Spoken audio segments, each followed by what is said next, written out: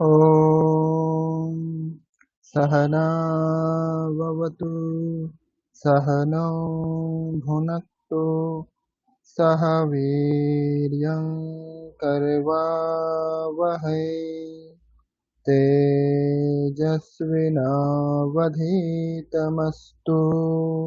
मा विद्विषावहै। ॐ শান্তি শান্তি শান্তিঃ। সকলকে নমস্কার। শোনা যাচ্ছে আমার কথা স্পষ্ট?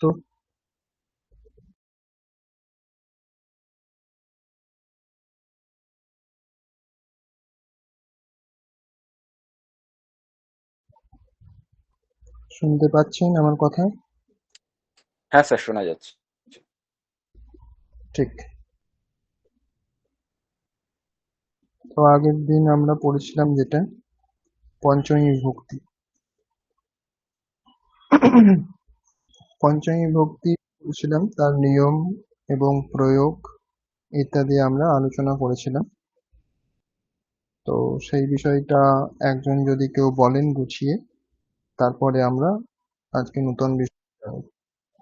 তো আপনারা আগে কেউ একজন বলুন কি বিষয় আছে আমাদের আগের দিনের।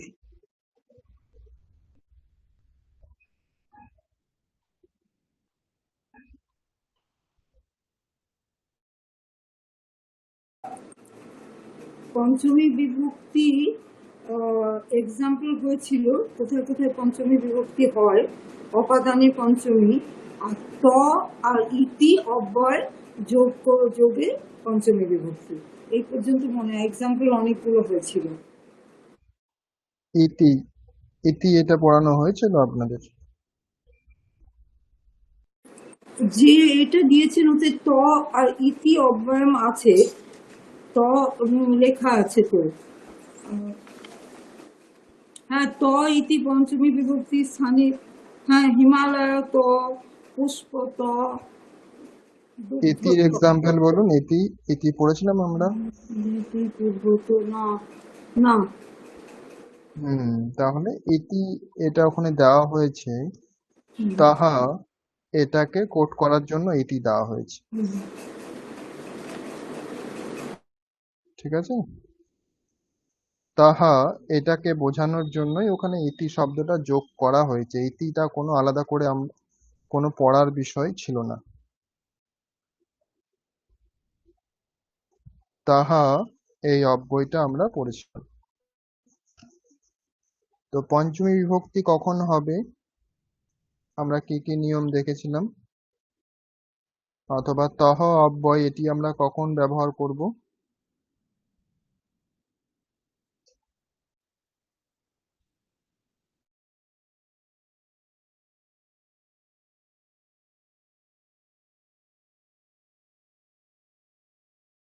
পঞ্চমী স্থানে তহ কৃষক গ্রামতঃ নগরং গচ্ছতি। ঠিক ঠিক। আর দিগর্থে তহ পূর্বতঃ পশ্চিমতঃ পৃষ্ঠতঃ পুরতঃ উত্তরতঃ, এরকম। হিমালয়ত গঙ্গা উৎপন্ন ভবতি, নালিকাতঃ জলং পততি।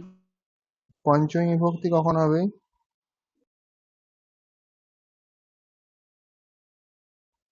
পঞ্চমী বিভক্তির নিয়ম কি ছিল? শব্দরূপে যেমন ছাত্রঃ বিদ্যালয়াৎ আগচ্ছতি, এটা একটা উদাহরণ ছিল তো। অর্থ, অর্থ, হ্যাঁ, পঞ্চমীর অর্থ। অর্থ হচ্ছে ধ্রুবম স্থিরম অপায়ঃ বিচ্ছেদঃ অপাদানম। না না না, আমি দেখে দেখে আপনাকে পড়তে বলিনি। আমি বলতে চাইছি যে আপনারা যেটা পড়েছিলেন আগের দিন, যেটা পড়ানো হয়েছিল, সেটা আপনারা কি বুঝেছেন সেটা বলুন। আপনি স্টাডি ম্যাটেরিয়াল যদি দেখে দেখে পড়ে দেন, তাতে আপনি কি বুঝেছেন সেটা তো বোঝা গেল না।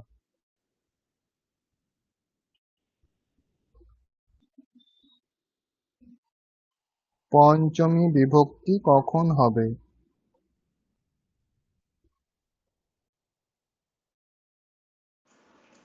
কার হতে হতে ও যখন স্যার বলছি। হ্যাঁ, বলুন রচয়িতা।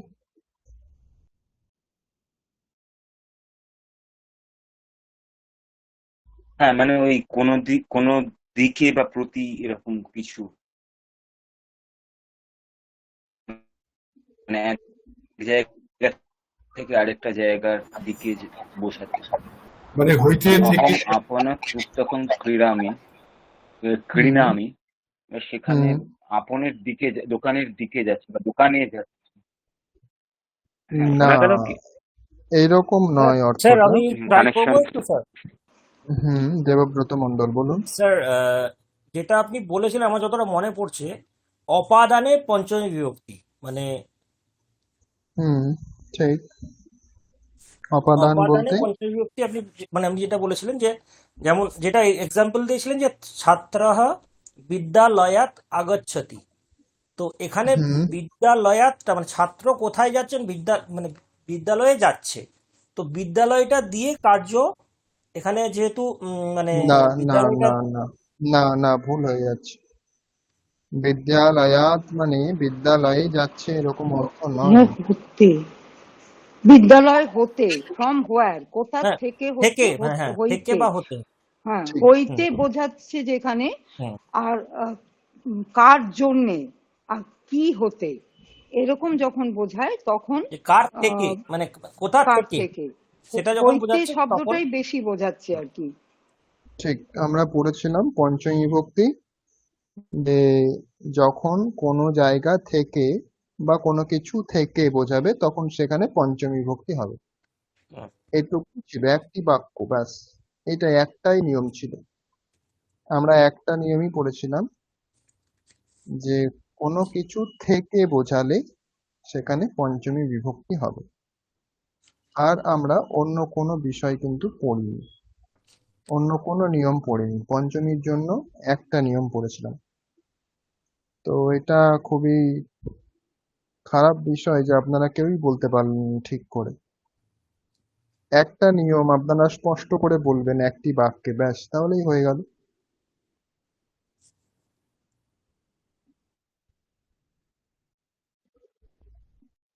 আর পঞ্চমীর জায়গাতে, পঞ্চমীর স্থানে তহ প্রত্যয়টি ব্যবহার করা হবে, তাই না? এটা কি বুঝেছেন বলুন? তহ এটার অব্যয়টার ব্যবহার কখন করতে হবে?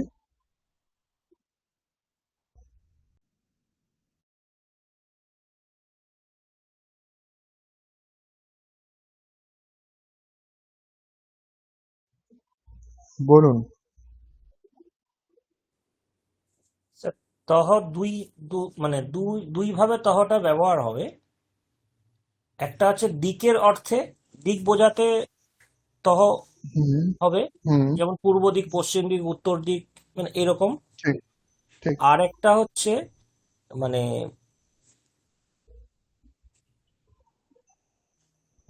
কেউ কোথা থেকে কোথাও যাচ্ছে বা। হুম মানে পঞ্চমীর অর্থে, তাই তো, যেখানে, অপাদানের অর্থে। হ্যাঁ হ্যাঁ, যেখানে শব্দরূপে পঞ্চমী বিভক্তি ছিল সেটাই তহ সেইটাই প্রত্যয় যোগ হবে। জবাব। ঠিক ঠিক ঠিক। তাহলে পশ্চিমতঃ, পূর্বতঃ, এগুলির অর্থ হয়ে যাবে পূর্ব দিকে, পশ্চিম দিকে, হুম বামতঃ, দক্ষিণতঃ, এগুলির অর্থ হবে দক্ষিণ দিকে, উত্তর দিকে। যে কোনো দিকবাচক শব্দের পরে তহ প্রত্যয় যোগ করতে পারি আমরা, হুম। সেই দিকটাকে বোঝানোর জন্য, সেই দিকে কোনো কিছু বোঝানোর জন্য। আর পঞ্চমীর অর্থই থাকবে, পঞ্চমীর অর্থ যেরকম ছিল থেকে, তাহলে বিদ্যালয় থেকে এই অর্থটিই থাকবে। শুধুমাত্র পঞ্চমীর জায়গাতে আমরা তহ অব্যয়টি ব্যবহার করতে পারবো। যেমন বিদ্যালয়াৎ ছিল, পঞ্চমীর পঞ্চমীর রূপ হবে বিদ্যালয়াৎ, মানে বিদ্যালয় থেকে। তো এটা আমরা না বলে আমরা বলতে পারি বিদ্যালয়তঃ, অথবা যে কোনো কিছু বলতে পারি। গ্রাম থেকে যদি বলি তাহলে পঞ্চমীতে রূপ হবে গ্রামাৎ। সেটা না বলে আমরা বলতে পারি গ্রামাতাহ। অর্থ একই হবে, দুটি মাত্র বিকল্প, যে কোনো একটা আমরা ব্যবহার করতে পারি, পঞ্চমী বিভক্তি অথবা তহ অব্যয়। ঠিক আছে, কোনো বিষয় জানার থাকলে বলুন। আগের ক্লাস সম্বন্ধে যদি কিছু জানার থাকে আপনাদের। স্যার একটা জিনিস বলবো, উম, হুম, এই যে বলুন।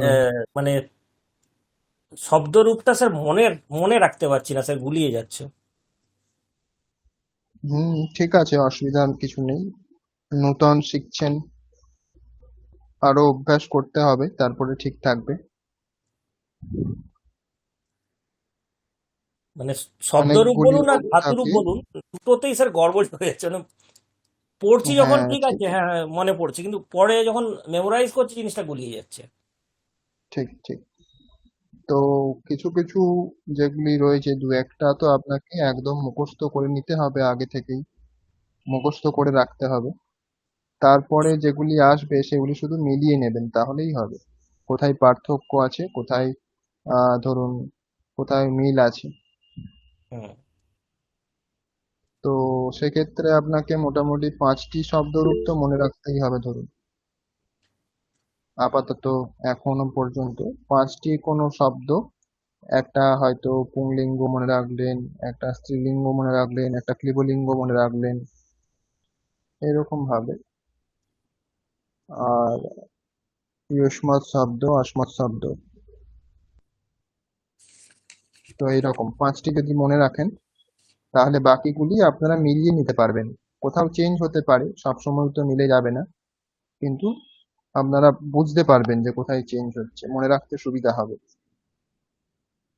তো 5টি আপনাদের মুখস্থ করতে হবে, ওখানে কিছু করার নেই।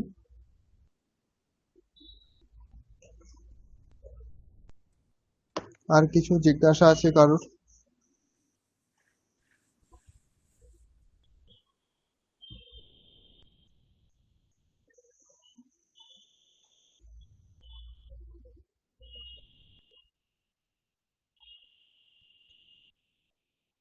বলুন সুমন মুখোপাধ্যায়।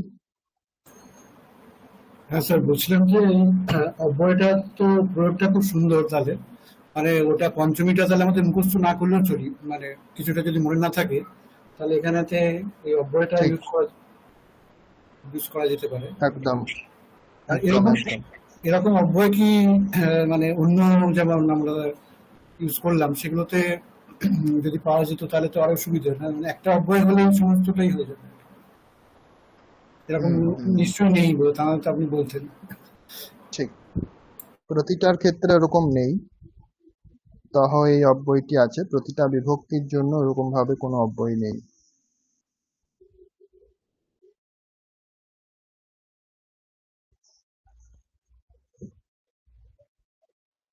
আর কিছু জিজ্ঞাসা?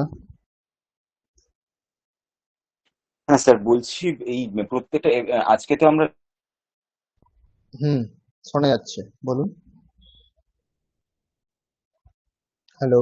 লাস্ট দুটো বোধ হয় বিভক্তি পড়ে ফেলবে। একটু প্রথম থেকে জাস্ট একটা করে লাইন করে একটু সাম আপ একটুখানি বলতে পারবেন প্লিজ? মানে আমি বোধহয় চতুর্থ আর পঞ্চমী গুলিয়ে ফেলেছি, একটা প্রতি একটা থেকে এরকম। মানে এই ব্যাপারটা একটু যদি প্রথম থেকে আমরা একটু পাঁচটা একটু এক লাইন করে লিখে নিতে পারতাম। চতুর্থী এবং পঞ্চমী, চতুর্থী আমরা পড়েছিলাম যেটা সম্প্রদানে, কাউকে কোনো কিছু দেওয়া হলে যাকে দেওয়া হয় সেখানে চতুর্থী বিভক্তি হয়। তো সেখানে দেখুন 5টি নিয়ম আমরা পড়েছিলাম চতুর্থী বিভক্তি। তো চতুর্থী বিভক্তি পুরোটা তো একটি লাইনের মধ্যে সম্ভব নয়। তো এরকম বুঝতে পারেন যে আহ কোনো কিছু দেওয়া হলে যাকে দেওয়া হচ্ছে সেখানে চতুর্থী বিভক্তি হবে। যেমন প্রজা, প্রজাদেরকে দেওয়া হচ্ছে, রাজা প্রজাদেরকে বস্ত্র দিচ্ছেন, তাহলে প্রজা শব্দের চতুর্থী হবে।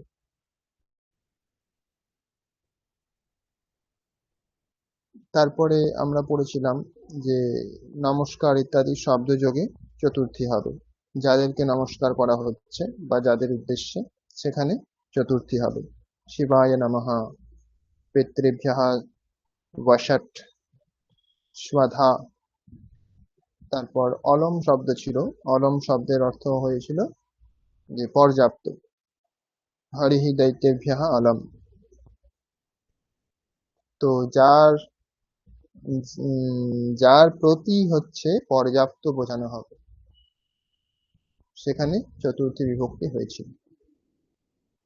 তাদর্থে চতুর্থী পড়েছিলাম, তার জন্য, কোনো কিছুর জন্য।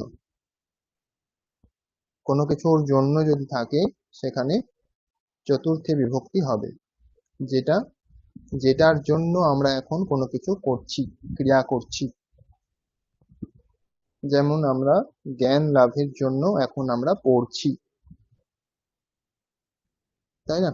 তাহলে জ্ঞান লাভায় এরকম শব্দ হবে, লাভ করার জন্য, তাহলে লাভায় পঠামি।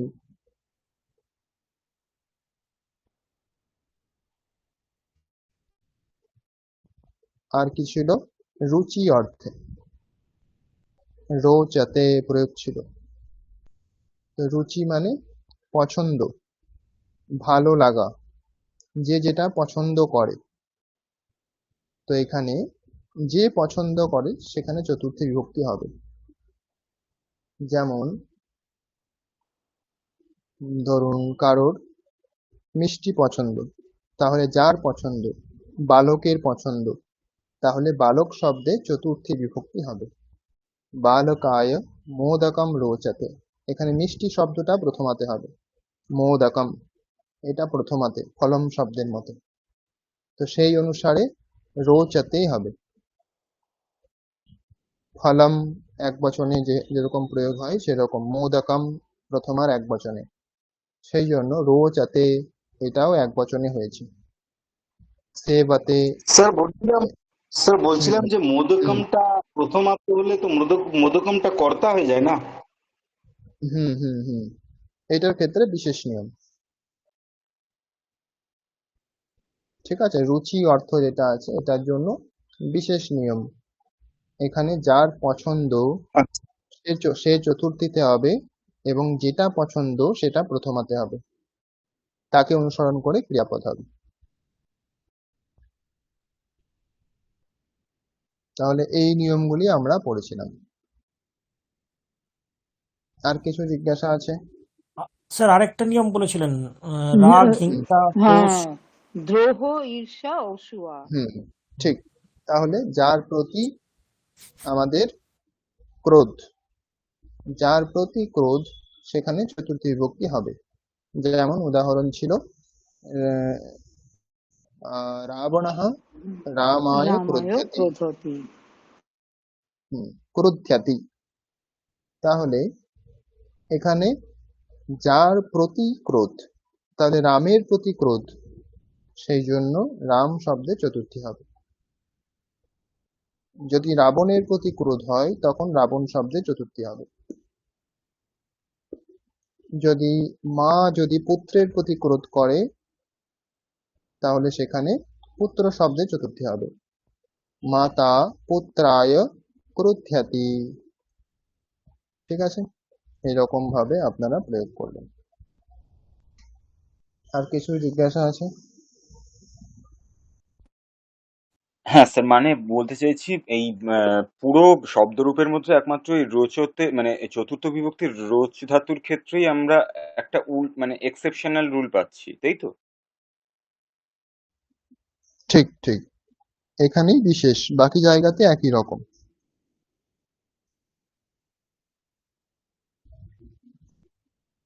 এখানেই আমরা বিশেষ ব্যবহার করব, বাকি জায়গাতে একই রকমই থাকবে।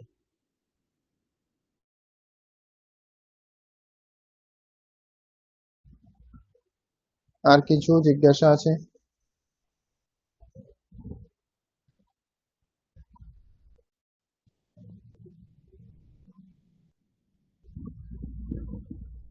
ঐশী চক্রবর্তী, অনেকদিন পর।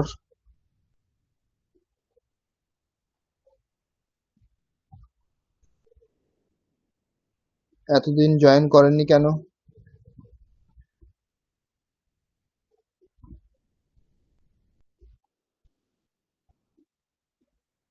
ঐশী শোনা যাচ্ছে?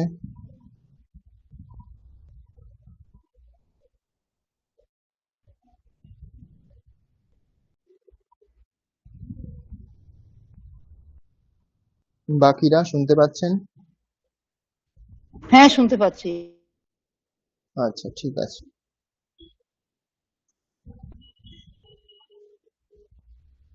তাহলে যদি আপনাদের কোনো প্রশ্ন না থাকে তাহলে আমরা আজকের নতুন বিষয় শুরু করব। আজকে আমরা ষষ্ঠী এবং সপ্তমী দুটি বিভক্তি একসাথে পড়ব। আজকেই তাহলে আমাদের বিভক্তির যে নিয়ম আছে সেগুলি আমাদের শেষ হবে। আর পরের ক্লাসে আমরা কিছু অনুবাদ করব। অনুবাদ বলতে বিভক্তি অনুসারে অনুবাদ করব। তাহলে বিভক্তির ক্লাস আমাদের পরের ক্লাসে শেষ হবে। তো ষষ্ঠী বিভক্তি প্রয়োগ হয় সম্বন্ধ বোঝাতে।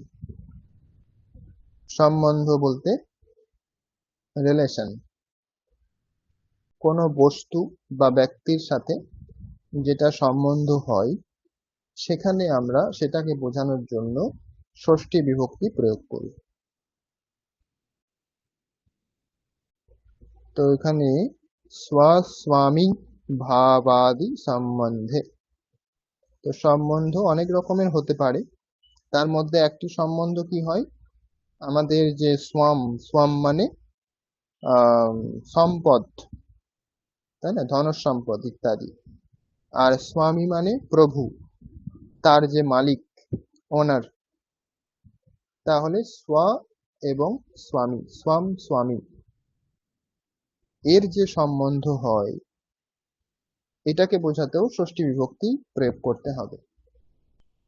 তো এইরকম আরো অন্যান্য যা কিছুই সম্বন্ধ হোক না কেন, সমস্ত সম্বন্ধেই আমাদের ষষ্ঠী বিভক্তির প্রয়োগ হবে। এখানে কোনো কারক নেই, যেরকম আমরা কর্তৃকারক, কর্মকারক, করণ কারক, তারপরে অপাদান কারক, সম্প্রদান কারক, এরকম ভাবে যেগুলি পড়ছিলাম আমরা, এখানে কোনো কারক নেই। এখানে শুধুমাত্র সম্বন্ধ, এটাই বলবো। সম্বন্ধ কারক এরকম বলবো না। এখানে ষষ্ঠী বিভক্তি হবে। যেরকম উদাহরণ হচ্ছে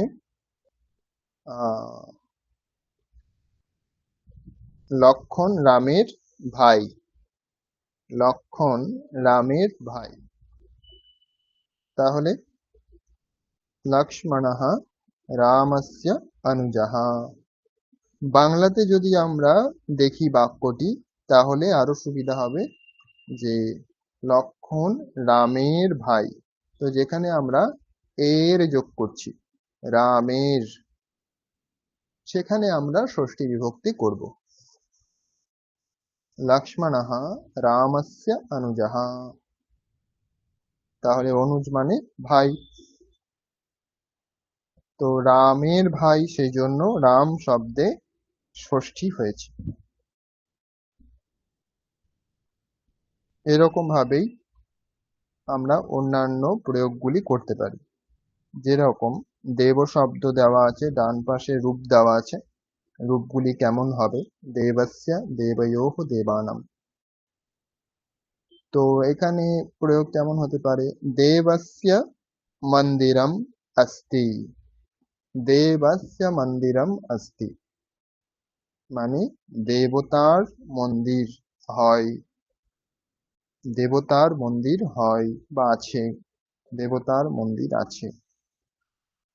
তাহলে দেবতার, এখানে আমরা যোগ করছি র, দেবতার, তাহলে এখানে আমরা রিলেশন বলতে চাইছি দেবতার মন্দির, দেবতার সাথে মন্দিরের রিলেশন, তো দেবতার মন্দির। তো সেই জন্য দেবতা বাচক যে শব্দ সেখানে ষষ্ঠী বিভক্তি হবে, দেবস্য মন্দিরম। তারপরে অস্তি, এটা আমরা ক্রিয়াপদ যোগ করে দিলাম, আছে বা হয়। তো এইরকম ভাবেই যত অকারান্ত শব্দ আছে তাদের রূপগুলি হবে দেবস্য দেবয়োঃ দেবানাম, এই রকমই রূপগুলি হবে। তো এখানে আপনারা কিছু শব্দ বলুন অকারান্ত পুংলিঙ্গ যেগুলি একই রকম রূপ হবে। কি হতে পারে? এখানে তো একটা পেয়ে গেছেন বাম পাশে, রামস্য, রাময়োঃ,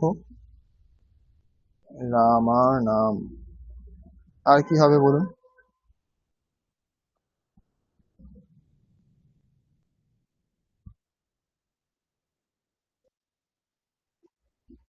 অকারান্ত পুংলিঙ্গ শব্দ।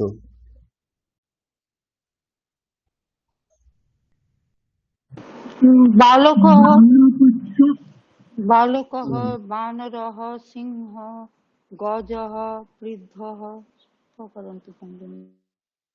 তিনটি রূপ বলতে হবে।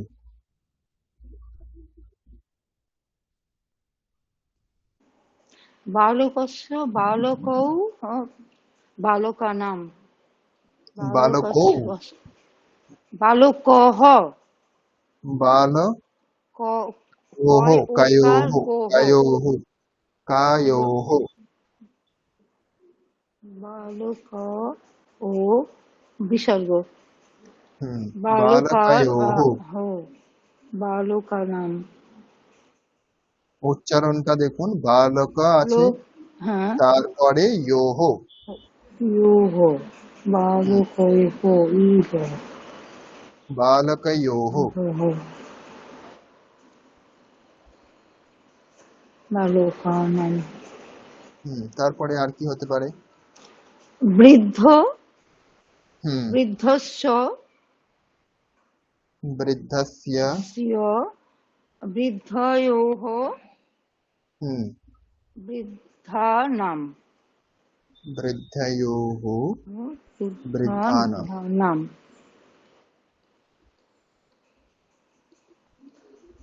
ঠিক আছে, এবার বাক্য বলুন, বাক্য কি হবে? আচ্ছা বাংলাতে যেখানে আমরা এর যোগ করি, এর, সেখানে আমরা ষষ্ঠী বিভক্তি বলব।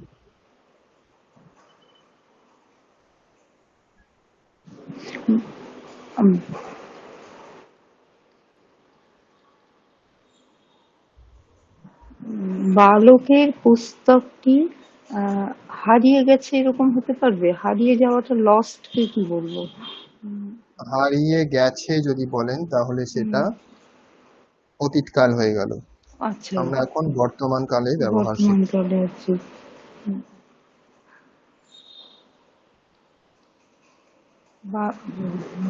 স্যার এটা হবে কি বালকস্য গৃহম অস্তি? হবে বালকস্য গৃহম অস্তি। এখানে আপনারা অব্যয় যোগ করতে পারেন, আপনারা যেগুলি শিখেছেন সেগুলি। না হলে এখানে বালকের বাড়ি আছে বা এরকম বাক্যের কোনো মানে হয় না, তাই না? তাহলে বলতে পারেন অত্র। অত্র শিখেছেন তো? না স্যার অত্রটা এখনো মতো শেখা হয়নি। অত্র, তত্র, সর্বত্র এগুলি শেখানো হয়নি? হয়নি। আচ্ছা, ঠিক আছে। তাহলে বালকস্য গৃহম অস্তি। ঠিক আছে। স্যার এটাও বলা যেতে পারে বালকস্য গৃহম ঠিক আছে, এটা হয়ে গেছে, এটা ছেড়ে দিই। আচ্ছা নেক্সট আর কি হতে পারে?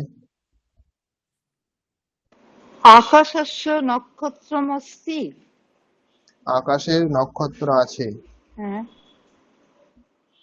আকাশের বলেন, যখন আপনি প্রয়োগ করেন আকাশের বলেন অথবা আকাশে না, বলেন?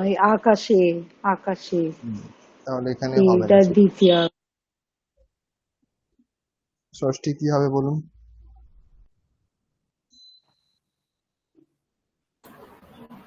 বৃদ্ধস্য চিন্তম অস্তি।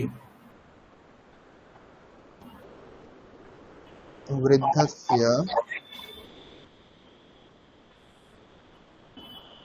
চিন্তম কি চিন্তম মানে? মানে চিন্তা আছে আর কি। চিন্তা, তো চিন্তাই হবে, চিন্তন কি করে হবে? আচ্ছা, চিন্তা अस्ति। বৃদ্ধস্য চিন্তা अस्ति, ঠিক। আর কেউ বলবেন?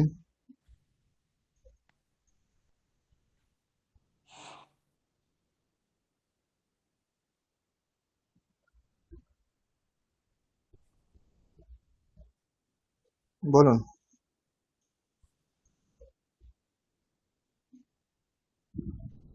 নৃপস্য সিংহাসনম अस्ति। হুম নৃপস্য। নৃপ হ্যাঁ, হুম হুম হুম নৃপস্য সিংহাসনম अस्ति। সিংহাসনম, ঠিক। স্যার এইটা যদি এইটা বা ওটা এরকম বোঝাতে হয় তাহলে তৎ বা এতৎ ইউজ করতে হবে এটার আগে। সেটা তো আপনাদের শেখানো হয়েছে। হ্যাঁ, তাহলে এতৎ হুম নৃপস্য সিংহাসনম अस्ति হলেও এটা হতে পারে, তাই তো? একদম হতে পারে। নৃপস্য এতৎ সিংহাসনম अस्ति, অথবা এতৎ সিংহাসনম নৃপস্য अस्ति। তারপরে বলুন। এটা হবে কি সূর্যস্য জ্যোতি আহ, উম, সূর্যস্য জ্য- জ্যোতি জ্যোতিঃ ব্রাইট মানে উজ্জ্বলম अस्ति। উজ্জ্বলম अस्ति अस्ति, ঠিক আছে। তারপরে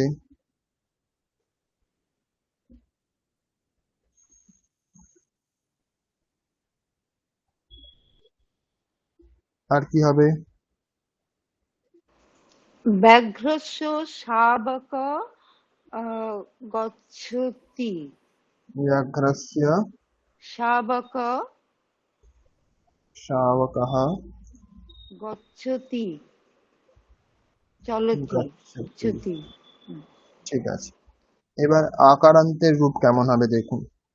লতায়াহ, লতয়োঃ, লতানাম। তাহলে লতয়োঃ এটা তো আগের মতোই আছে, পুংলিঙ্গের মতোই আছে। দেবয়োঃ, রাময়োঃ, তাই না? বালকয়োঃ, বৃদ্ধয়োঃ, সেরকমই একই আছে লতয়োঃ। আর বহুবচনের রূপটাও একই আছে, লতা নাম, বৃদ্ধা নাম। তো তাহলে পাল্টে যাচ্ছে যেটা লতায়াহ এক বচনে, বৃদ্ধস্য, বালকস্য, নৃপস্য, ব্যাঘ্রস্য, সূর্যস্য, এরকম হচ্ছিল। এখানে এবার হবে লতায়াহ, সীতায়াহ, এইরকম প্রয়োগগুলি হবে। উদাহরণ, লতায়াহ মিত্রম আগচ্ছতি, লতার মিত্র আসছে।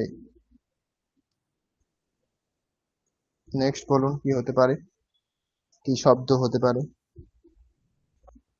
কি বাক্য হতে পারে? শাখা হবে, কি শাখা ঘরটা হবে কি? শাখা? শাখা মানে ব্রাঞ্চ, তাই তো? হ্যাঁ হ্যাঁ, হবে, শাখা শব্দ হবে। বাক্য কি হবে? শাখা শব্দ দিয়ে বাক্য বলতে হবে। শাখায়াহ, শাখার।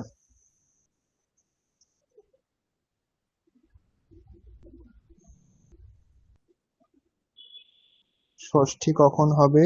সম্বন্ধ বোঝাতে ষষ্ঠী হবে। বাংলাতে যেটা আমরা বলি এর, যেরকম লতার মিত্র, লতায়াহ মিত্রম আগচ্ছতি। ব্যাঘ্রের শাবক গচ্ছতি, যাচ্ছে। ব্যাঘ্রের শাবক যাচ্ছে। সূর্যের জ্যোতি উজ্জ্বল হয়। এইরকমই শাখার কি হতে পারে বাক্য?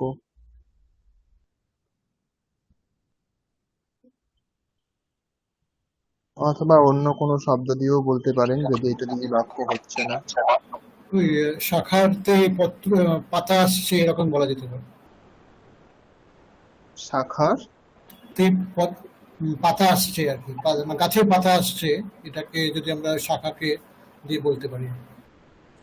হ্যাঁ, কিন্তু শাখার এই অর্থ আসছে কি? শাখাতে বললে তো হবে না, শাখার হতে হবে অর্থ। সেটা কি বলা যাচ্ছে না? শাখার হুম, পাতা, বলুন। শাখার হ্যাঁ, শাখার পাতা হতে পারে। হুম, শাখায়াः পত্রাণি, আগচ্ছতি বা পততি। পততি হতে পারে, পদ্ধতি। অথবা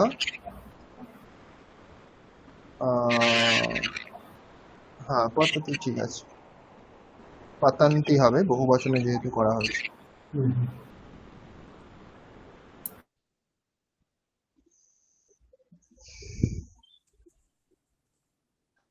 আর কি বলুন? আকারান্ত স্ত্রীলিঙ্গ শব্দ দিয়ে ষষ্ঠীতে বাক্য বলতে হবে।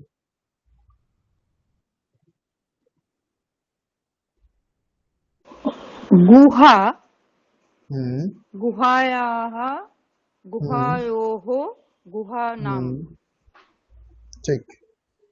উম, গুহায়াः অন্ধকারম ভবতি।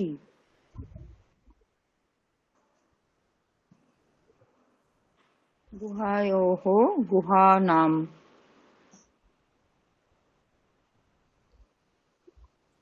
গুহায়াः, গুহায়াः হুম, অন্ধকারম, ডার্কনেসকে আর কি বলবো, অন্ধকারম ছাড়া কিছু হয়? অন্ধকারম ভবতি। অন্ধকারः ভবতি। উম, গুহায়াः, আচ্ছা, গুহায়াः গুহায়াः অন্ধকারম ভবতি। অন্ধকারম হবে না, অন্ধকারः। কারः এক তো বছর। এখানে এখানে এটার অনুবাদ কি হবে বাংলাতে? গুহার ভেতর মধ্যে অন্ধকার থাকে। তো এখানে মধ্যে অর্থ হয়েছে। গুহায় গুহা উম, গুহায়াः মধ্যবর্তী অন্ধকারো ভবতি। না।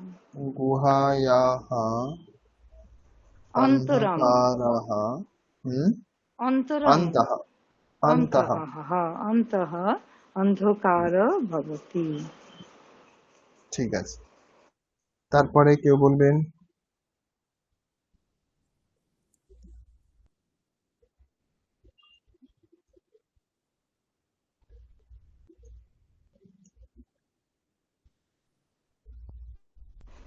চেষ্টা,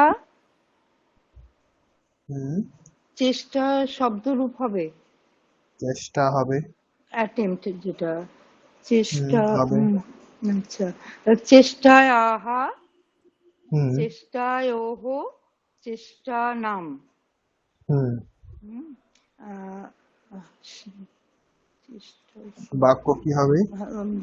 চেষ্টা ত্রুটি না করতি। আহ, শে- শে- শেখা, শেখার জন্য চেষ্টা ত্রুটি না করতি আর কি। যে,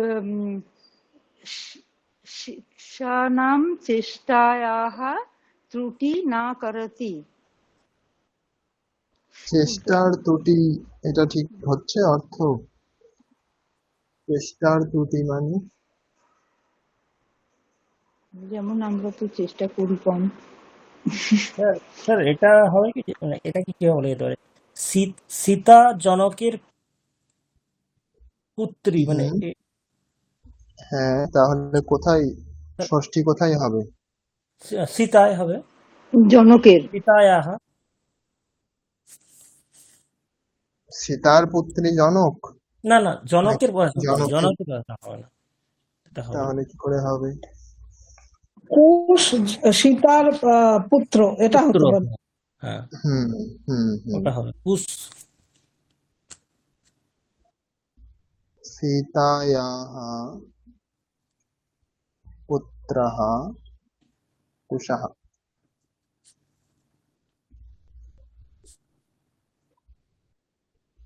ঠিক আছে, তার পরেরটা বলুন। ফল শব্দ দেব শব্দের মতোই হবে। ফলানাম স্বাদহ উত্তমঃ अस्ति। এটা একটা উদাহরণ। ফলের স্বাদ ভালো। তো অকারান্ত ক্লিবলিঙ্গ শব্দ যেগুলি আছে সেগুলিকে ষষ্ঠীতে প্রয়োগ করুন। ফলস্য ফলয়োঃ ফলানাম, দেবস্য দেবয়োঃ দেবানাম, একই রূপ হবে।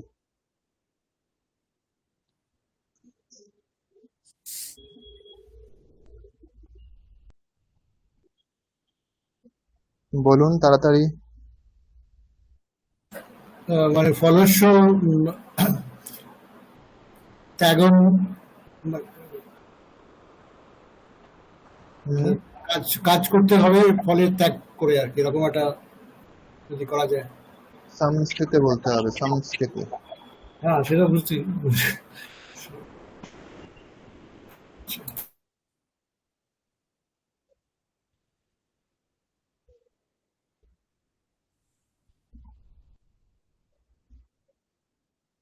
শব্দ বলবো। অন্ন, অন্ন, হুম, অন্য শব্দ হবে। আর কমল, অন্নস্য, অন্যস্য, অন্নয়োঃ, অন্না, অন্নয়োঃ, অন্নয়োঃ, অন্নানাম, অন্নানাম। অন্নানাম। ঠিক। বাক্য কি হবে বলুন। অন্নস্য প্রয়োজনমস্তি। ঠিক। অন্নস্য প্রয়োজনম अस्ति।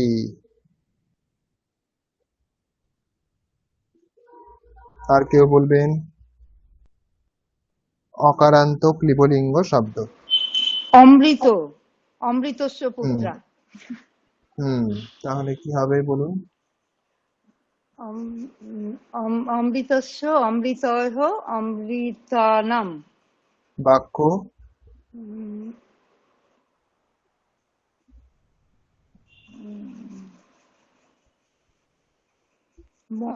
মনুষ্য অমৃতস্য পুত্রা। হুম, মনুষ্যাः বহুবচনে। ও মনুষ্যাः, তাহলে অমৃতস্য পুত্রাः। পুত্রাः। ঠিক। তারপর কে বলবেন। আমরা এখানে ইকারান্ত চলে যাচ্ছি। ইকারান্ত, এটা শেষ করে আমরা সপ্তমী বিভক্তি পড়ব। ইকারান্ত বলুন। ইকারান্ত কবেহ কবয়োঃ কবীনাম।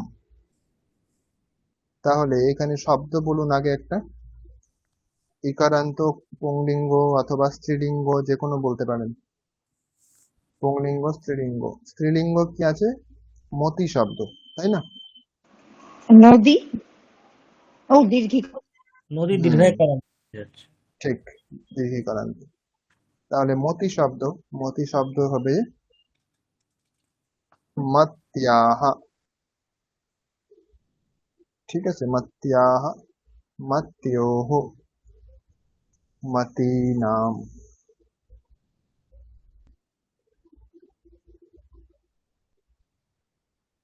তাহলে এখানে বাক্য বলুন অথবা শব্দ বলুন,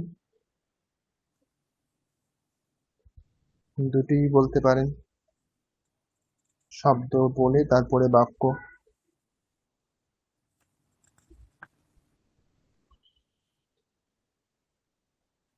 বলুন।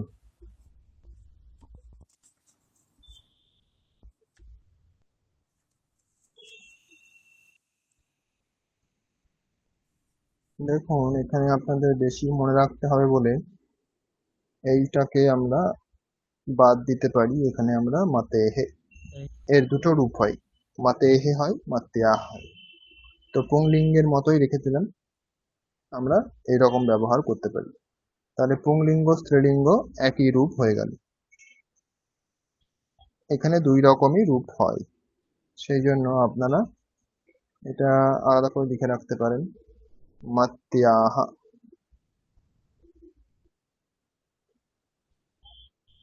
ঠিক আছে, তারপরে বলুন আর কি হতে পারে।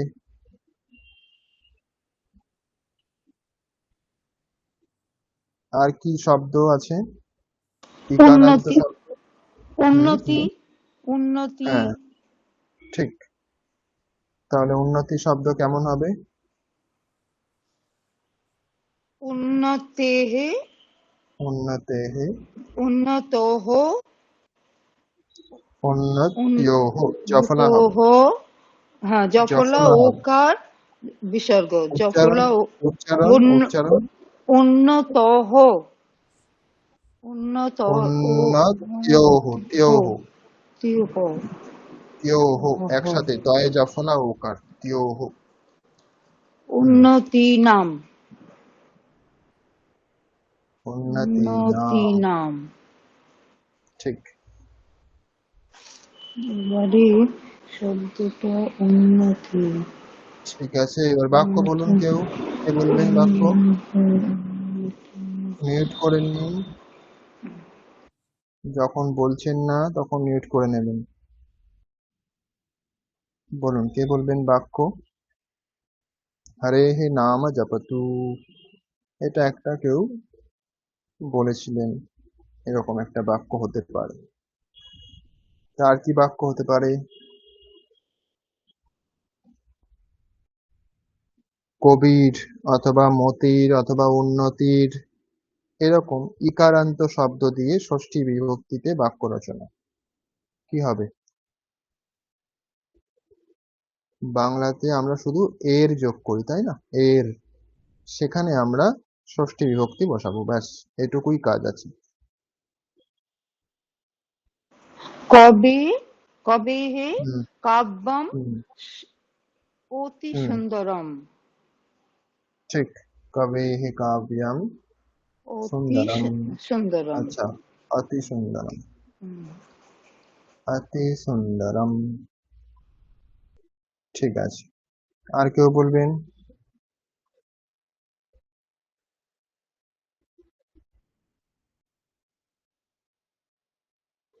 ডান পাশে আপনাদের রূপ লিখে দেওয়া আছে, দেখে দেখে বলতে হবে, শুধুমাত্র বাক্য রচনা করতে হবে, বাক্যে প্রয়োগ করতে হবে। ডান দিকে রূপ দেখবেন, বাম দিকে বাক্য লিখবেন।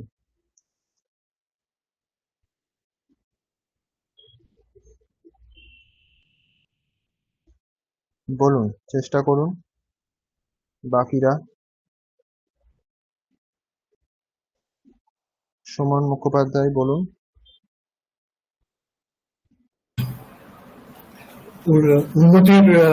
উন্নতির একটা পরম লক্ষ্য হওয়া উচিত, এরকম মনুষ্য পরম লক্ষ্য উন্নতি, এরকম করতে পারি আমরা। মনুষ্যের যদি লক্ষ্য বলেন, তাহলে তো মনুষ্য শব্দে ষষ্ঠী হবে, তাই না? উন্নতি শব্দে তো ষষ্ঠী হবে না। আচ্ছা,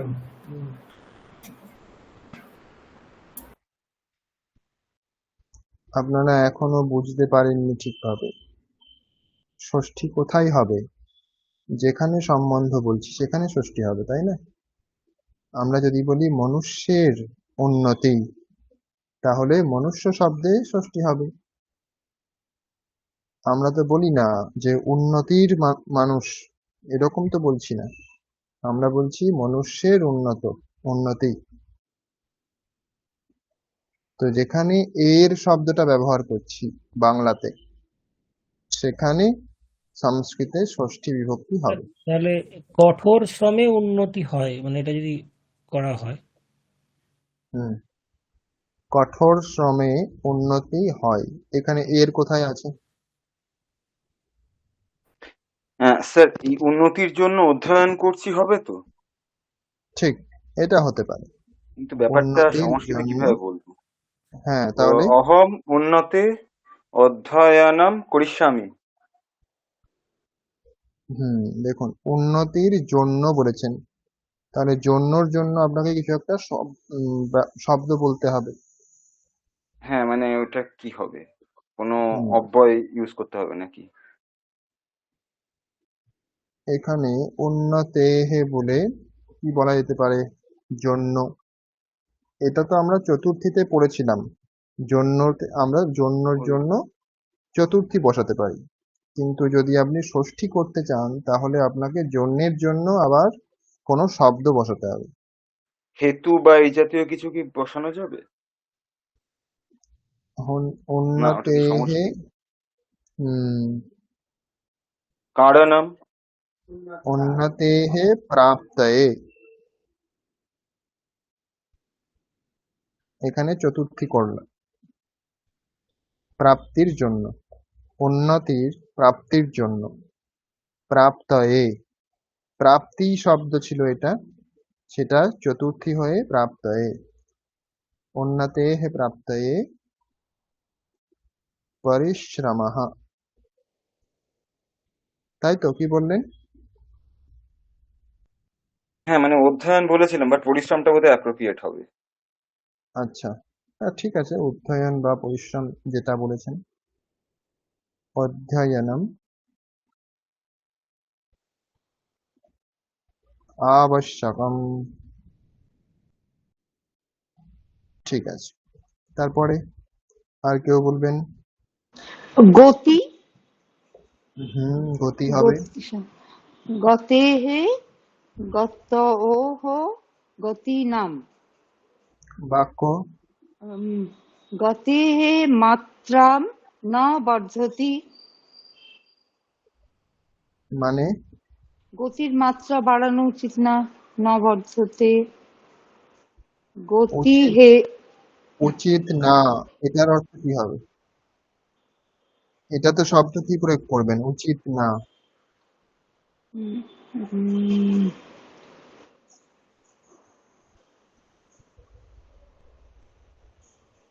উচিত না, এটা কিভাবে বোঝাবেন?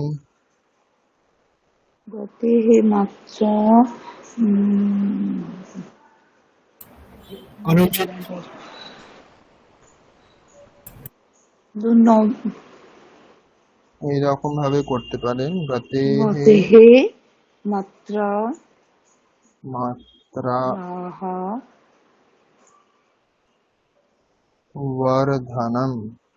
মাত্রা বর্ধনম ন অনুচিত। আচ্ছা, না অনুচিতম, অনুচিতম।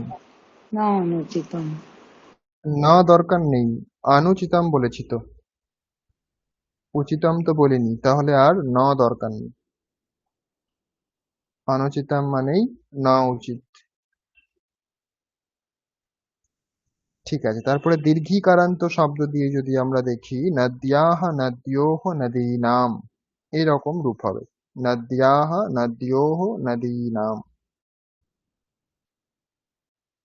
নদ্যোহ নদীনাম, এটা অনেকটা মত্যাহ মতীনাম এর মতোই, শুধু ওকার হচ্ছে এখানে। নদ্যোহ, ওকার, ওকার বিসর্গ। ওখানে, ওখানেও একই হচ্ছিল তাই না? মত্যোহ, মত্যোহ মতীনাম, তাহলে একই আছে। মত্যোহ মতীনাম, নদ্যোহ নদীনাম, একই রকম আছে, কিন্তু এক বচনেরটা আলাদা। মতে হে কবে হে ছিল, এখানে হবে নদ্যাহা। দীর্ঘিকারান্ত শব্দের ক্ষেত্রে হবে নদ্যাহা। তাহলে নদ্যাহা মৎস্যম খাদামি, এরকম একটা বাক্য হতে পারে। নদীর মাছ খাই, এরকম, নদীর মাছ খাই, আমি নদীর মাছ খাই, এরকম অর্থ। তো আর কি হতে পারে শব্দ বা বাক্য? স্যার, এখানে না একটা প্রশ্ন রয়েছে, নদীর জল হুম। বয়ে যাচ্ছে, এটা কি এক বচনেই হবে? এক বচনেই হবে, বহু বচন হওয়ার তো কোনো কারণ নেই। না মানে আচ্ছা। যেগুলি আমরা কাউন্ট করতে পারি সেগুলিতে আমরা বহু বচন সচরাচর ব্যবহার করব, তাই না? তো এখানে জল তো কাউন্ট তো এরকম ভাবে করা যায় না 1 2 3 4 করে। তো সেই জন্য এখানে আমরা একবচনেই প্রয়োগ করব।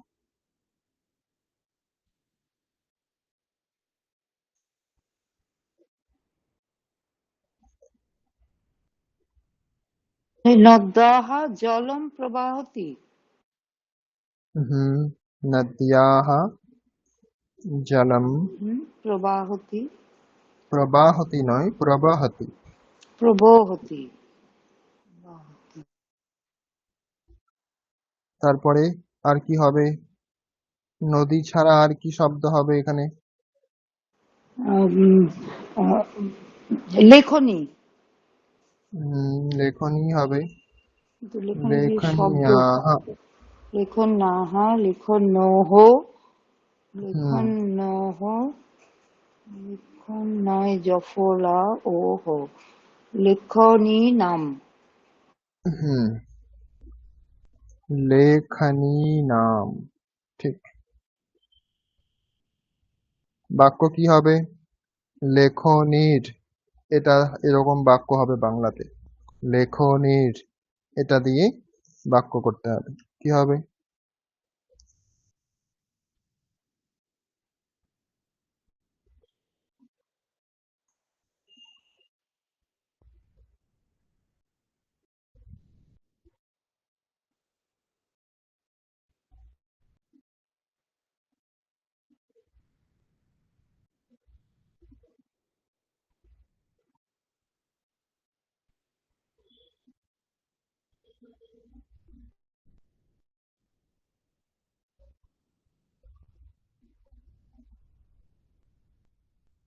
বলুন। আমার কলমের প্রয়োজন, এটা হতে পারবে? হবে। আচ্ছা। বাক্য কি অ- হবে বলুন সংস্কৃতে? অহম লেখন্যায় প্রয়োজনম অস্তি অস্মি। অহম মানে কি? আমি, আমার, মম। হুম মম লেখন্যায় লেখন্যাः প্রয়োজনম প্রয়োজনম। জনম তারপর অস- অস্তি সন্তি অসি অস্মি। এখানে অহম কোথায় আছে? অস্মি হবে। মম লেখন্যা ও প্রয়োজনম অস্তি। প্রয়োজনম এটা হচ্ছে প্রথমা। তাকে দেখে ক্রিয়াপদ হবে। প্রথমাকে দেখে সবসময় ক্রিয়াপদ হবে, প্রথমা অনুসারে সবসময় ক্রিয়াপদ হবে। সেই জন্য অন্য কোনো শব্দ দেখার দরকার নেই। দ্বিতীয়া, তৃতীয়া, চতুর্থী, পঞ্চমী, ষষ্ঠী, সপ্তমী যাই হোক না কেন সেগুলিকে দেখার দরকার নেই। ক্রিয়া করার সময় আমরা প্রথমাকেই দেখবো সবসময়। আর কি বাক্য হবে? যামিনী রাত্রি। হুম যামিনী, যামিন্যাः, যামিন্যः, যামিনী নাম। যামিনী নয়, শব্দটা হবে ইয়ামিনী। ইয়ামিনী, ইয়ামিনী, ইয়ামিন্যাः, বাক্য ইয়ামিন। আচ্ছা। রাতের সৌন্দর্য উপভোগ্যম। যামিন্যাः সৌন্দর্যম উপভোগ্যম। সৌন্দর্যম। সৌন্দর্যম জ নেই এখানে কোথাও, য় উচ্চারণ করুন। সৌন্দর্যম, হুম সৌন্দর্যম উপভোগ্যম। ঠিক আছে। তারপরে উকারান্ত দিয়ে বলুন। উকারান্ত। সাধু শব্দ যেরকম সাধোঃ, সাধ্বোঃ, সাধূনাম এরকম হবে।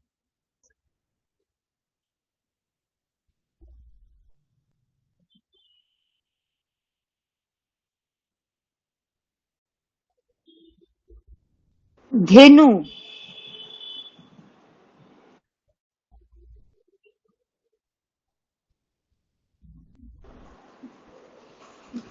ধেনু শব্দ হবে হুম হুম বলুন। ধেনহ ধেনহ হুম ধেনবহ ও হুম ধেনু নাম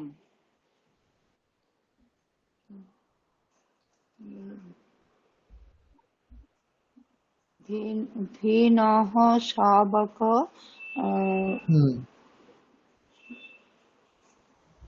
পলায়তি। হ্যাঁ, এখানে আমরা যেরকম স্ত্রীলিঙ্গের ইকারান্ত শব্দে যেরকম দুটি রূপ হয়েছিল, এখানেও দুটি রূপ হবে। একটা হবে আপনার উম ধেনহ, যেটা বললেন আপনি সেটা তো হবে ধেন্নাহা ধেনহ,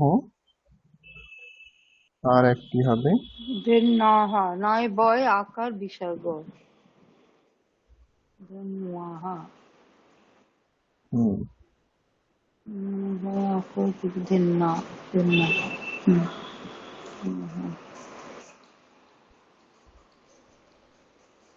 ধেনভোহ ধেনু নাম। ধেনু নাম। ঠিক আছে, তারপরে বলুন বাক্য কি হবে। ধেন্না ধেন্নাওয়া ধেন্নও শাবক পলায়তি ধেনভোহ ধেনবাহ অথবা ধেনোহ আহ শাবক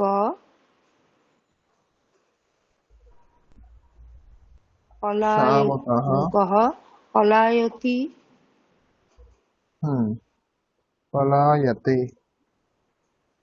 পলায়তি। বাকিরা বলুন, বাকিরা চুপ করে আছেন কেন? বাকিরাও ভাবুন, চেষ্টা করুন। একজনই বলে যাচ্ছেন। ওই সাধহ হুম বস্ত্রম বস্ত্রম পবিত্রম। ঠিক, সাধোঃ বস্ত্রম পবিত্রম। ঠিক।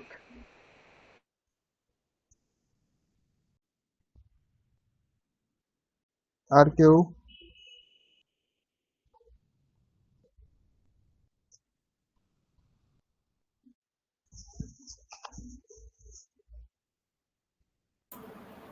একটা মানে ছোট কোশ্চেন আর কি এখানে ওই হুম ধেনু বা এই মতি শব্দের মানেটা কি বাংলাতে? কি শব্দ? মানে বাংলা এই ধেনু আর মতি এই দুটো বাংলা মানে কি?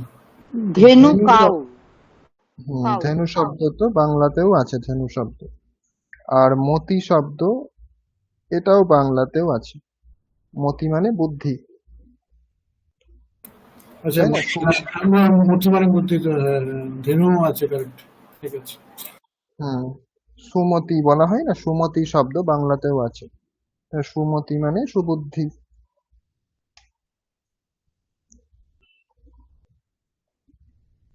আচ্ছা, আর কেউ বলবেন বাক্য?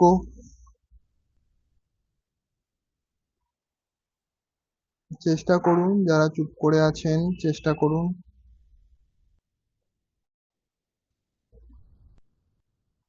দীর্ঘকারান্ত দিয়েও বলতে পারেন। বধ্বাঃ বধ্বোঃ বধূনাম, একই রকম রূপ হয়েছে এখানে।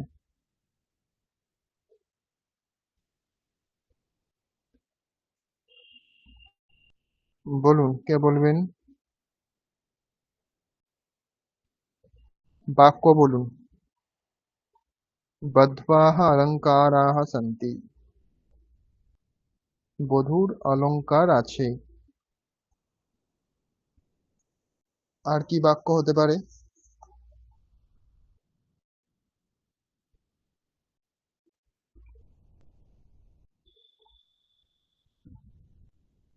স্যার বলছি, গুরু বানানটা দীর্ঘকার না হ্রস্ব উকার?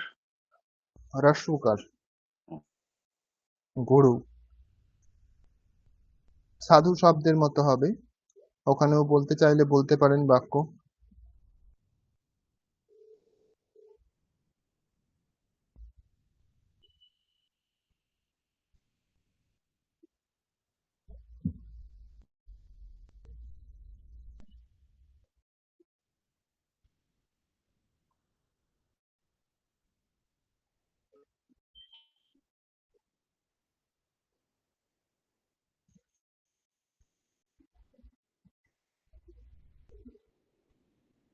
বধূ দিয়ে বলবো একটা? হ্যাঁ, বলুন। বদ্ধাহ শিষ্টতাহ অতুলনীয়। বদ্ধ্বাহ। শিষ্টতা হুম। অতুলনীয়। অতুলনীয়া। অতুলনীয়। শিষ্টতা আকার আছে না, সেই জন্য অতুলনীয়া এখানেও আকার থাকবে। এইসব ছোট ছোট জিনিসগুলো আমরা কিন্তু খুব মিস করে যাই। হ্যাঁ, এগুলি হচ্ছে বিশেষ্য বিশেষণ। বিশেষ্য বিশেষণ সবসময় একই রকম হবে। তো দেখুন, শিষ্টতা বলেছেন, সেটাকেই আরো ক্ল্যারিফাই করার জন্য আপনি বলছেন, বা সেটিকেই আরো বিশেষিত করার জন্য বলছেন অতুলনীয়া। তাহলে অতুলনীয় এটা কিন্তু শিষ্টতাকেই বোঝাচ্ছে। শিষ্টতা কেমন না, সেটা হচ্ছে অতুলনীয়। যেরকম আপনি বলেন যে সুন্দর বালক, আপনি কিন্তু বলেন না সুন্দরী বালক, এটা কিন্তু বলেন না। অথবা সুন্দর বালিকা, এটাও হয় না সংস্কৃতে। সুন্দরাহা বালিকা এরকম হবে না। কি হবে? সুন্দরী বালিকা। স্ত্রীলিঙ্গ হবে দুটি। সেই রকমই শিষ্টতা অতুলনীয়া। বোঝা গেছে?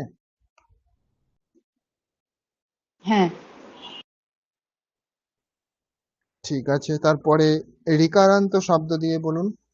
এখানে দেখুন কেমন হচ্ছে, মাতুহু মাত্রোহ মাতৃনাম এরকম প্রয়োগ হবে। ষষ্ঠীতে মাতুহু মাত্রোহ মাতৃনাম। ঋকারের দীর্ঘী হবে এখানে, দীর্ঘস্বর হবে। রি, মাতৃনাম, সব জায়গাতেই দীর্ঘ হয়েছে। বধূনাম, ধেনূনাম, সাধূনাম, লেখনীনাম, মতীনাম, সব জায়গাতেই দেখুন দীর্ঘ হয়েছে, সেই জন্য এখানেও ঋকারের দীর্ঘ করতে হবে। মাতৃনাম, মাতুহু মাত্রোহ মাতৃনাম। মাতৃনাম স্নেহः अस्ति, মায়ের স্নেহ হয় বা স্নেহ আছে। আর কি হতে পারে বাক্য? পিতৃ শব্দ, ভ্রাতৃ শব্দ, সব একই রকমই হবে রূপগুলি। ভ্রাতুহু, পিতুহু, শ্বাশুহু, ননন্দুহু, সব একই রকম হবে।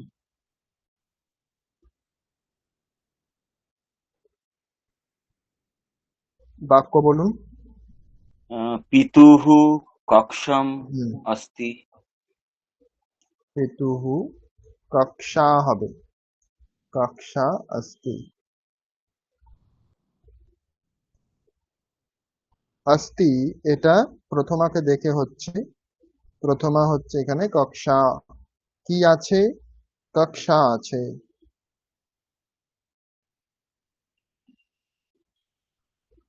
আর কেউ বলবেন? তাহলে পিতৃ শব্দের রূপও কিন্তু একই রকমই হবে। পিতুহু, পিত্রোহ, আর এখানে হয়ে যাবে পিতৃনাম।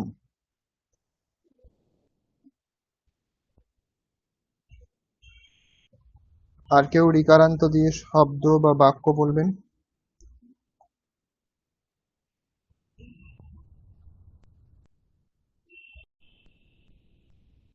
বলুন। কর্তৃ শব্দ ঋকারান্ত। হুম, কিন্তু কর্তৃ শব্দ। বাক্য কি হবে? কর্তুহু, কর্তুহু, উম,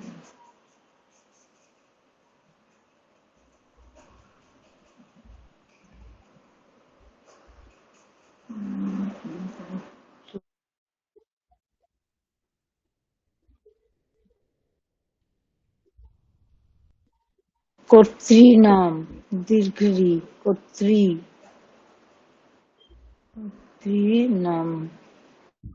বাক্য বলুন।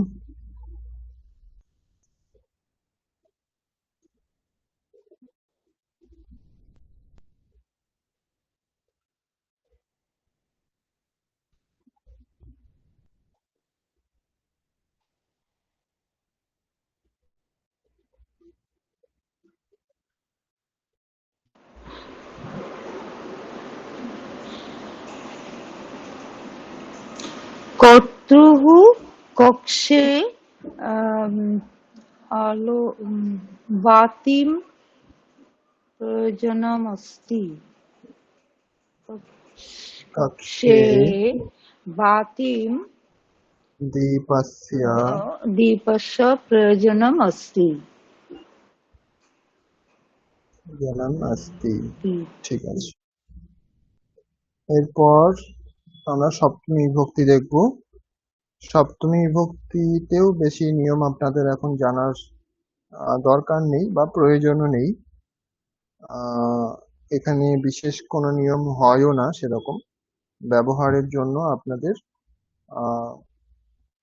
এই একটি নিয়ম জানলেই হবে, যেটা আমরা জানি যে অধিকরণ বা আধারে সপ্তমী বিভক্তি হয়।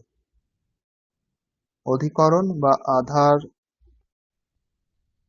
বোঝাতে আমরা সপ্তমী বিভক্তি ব্যবহার করব। তো অধিকরণে সপ্তমী বিভক্তি। অধিকরণ এটা হচ্ছে একটা কারক। ষষ্ঠীতে কারক হয় না, কিন্তু বাকি আমরা 6টি বিভক্তিতে আমরা কারক পাবো। তো সেরকম একটা কারক হচ্ছে অধিকরণ কারক। তো অধিকরণ কারকে সপ্তমী বিভক্তি হয়। অধিকরণ মানে হচ্ছে আধার। যেমন ধরুন, বিদ্যালয়ে পড়ছি, আমি বিদ্যালয়ে পড়ছি। তাহলে আমি পড়ছি কোথায়? না বিদ্যালয়ে। তো বিদ্যালয় হচ্ছে আধার, আশ্রয়, তাই না? আশ্রয়। তো যেখানে কোনো কিছু ঘটছে সেখানে সপ্তমী বিভক্তি হবে। তো এটা স্থানের ক্ষেত্রে হতে পারে আর কালের ক্ষেত্রে হতে পারে।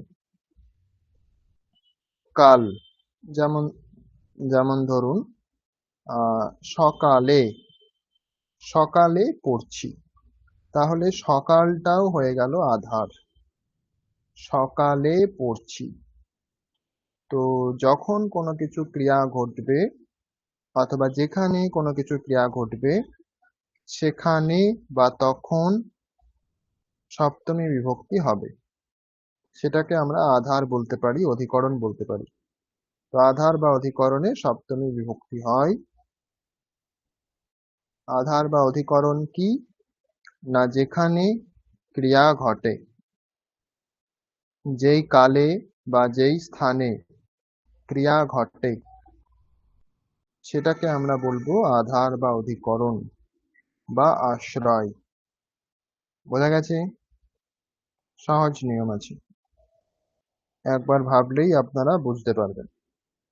নিজে নিজে একবার ভাবুন। মানে এরকম হতে পারবে, প্রাতঃকালে বালকাঃ পঠন্তি। ঠিক, হতে পারবে। তাহলে নিয়মটি কি হলো বলুন? কালে সপ্তমী বিভক্তি, প্রাতঃকালে।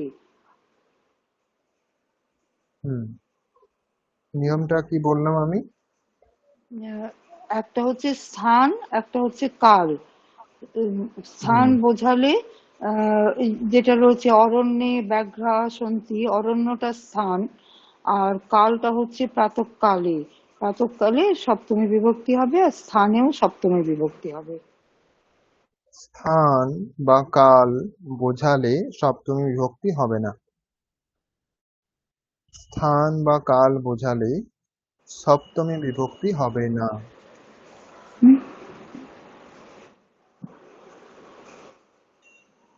কি বলেছি আমি নিয়মটি আরেকবার বলুন ভালো করে। স্থান বা কাল বোঝালে সপ্তমী বিভক্তি হবে না বললেন, আর আমি তো বললাম হবে। হবে না। যেই স্থান বা কালে হুম। কোনো কিছু ঘটছে সেখানে সপ্তমী বিভক্তি হবে। আচ্ছা আচ্ছা, এবার বুঝতে পেরেছি, মানে অরণ্যে ব্যাঘ্রা সন্তি, এটা অরণ্যেতে ঘটছে ব্যাঘ্রের থাকাটা। ঠিক, ঠিক, ঠিক আছে। তাহলে হ্যাঁ, এবার যেই স্থান বা কালে কোনো কিছু ঘটছে সেখানে সপ্তমী বিভক্তি হবে। আশ্রয় হতে হবে, না হলে হবে না। শুধুমাত্র স্থানকে বোঝালে বা শুধুমাত্র কালকে বোঝালে সপ্তমী বিভক্তি হবে না, তখন তো প্রথমাতেই হবে। যদি আমি বলি মন্দিরম অস্তি, তাহলে এখানে সপ্তমী বিভক্তি হবে না, মন্দির আছে। যদি বলি 7টা বাজছে, তাহলে সপ্তমী বিভক্তি হবে না, 7টা বাজছে, কিন্তু এখানে আধারের তো কোনো বিষয় নেই। কোনো কিছু যখন ঘটছে, সেই ঘটা বা ক্রিয়া যদি সেই কালে বা সেই স্থানে হয়, তখন সেটা সপ্তমী হবে। যেমন মন্দিরে পূজা হচ্ছে, মন্দিরে পূজা হচ্ছে, তাহলে পূজা হওয়া এটা মন্দিরে ঘটছে, সেই জন্য মন্দির হচ্ছে আশ্রয়, সেখানে সপ্তমী হবে। ঠিক একই রকম ভাবে যদি বলি 7টার সময় পড়ছি, তাহলে পড়া ক্রিয়া 7টার সময় হচ্ছে বলে এটা আধার অধিকরণ হবে, এখানে সপ্তমী হবে। বোঝা গেছে সকলের? বাকিরা বুঝেছেন? সময়টা আর একবার একটু রিপিট করুন। সময়, যেমন ধরুন আমি যদি বলি এখন 8টা বাজছে, তাহলে আমি সংস্কৃতে বলবো অষ্টবাদনম अस्ति। ইদানিম অষ্টবাদনম अस्ति, ইদানিম মানে এখন, তাহলে ইদানিম অষ্টবাদনম अस्ति, এখন 8টা বাজছে, এখানে সপ্তমী হবে না। আমি যদি বলি অষ্টবাদনে পঠামি, অষ্টবাদনে পঠামি, এখন সপ্তমী হবে, কারণ পড়ছি কখন? সপ্তবাদনে 7টার সময়, অষ্টবাদনে 8টার সময়, তাহলে পড়ছি, পড়া ক্রিয়াটা হচ্ছে। আর ইদানিম অষ্টবাদনম अस्ति, এখানে যে অস্তিটা আছে সেটা তো হয়, যে সময়টার হওয়ার কথাই এখানে বোঝাচ্ছে, সময়ে কোনো কিছু হওয়ার কথা বোঝাচ্ছে না।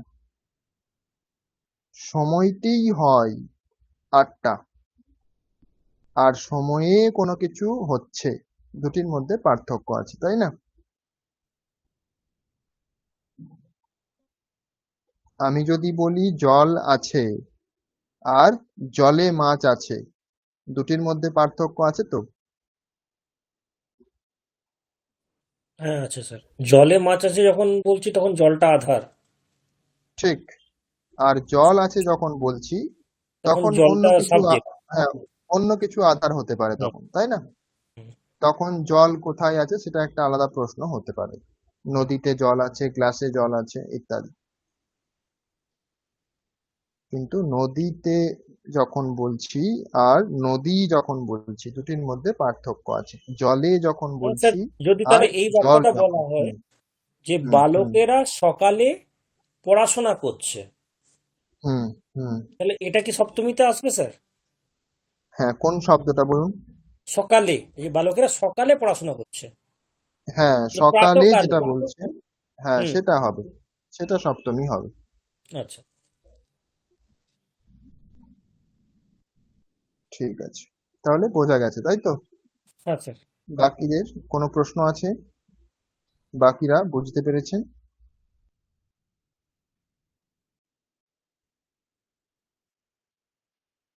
তাহলে এখানে হ্যাঁ স্যার, আমরা বোঝা যাচ্ছে কিছু প্র্যাকটিস।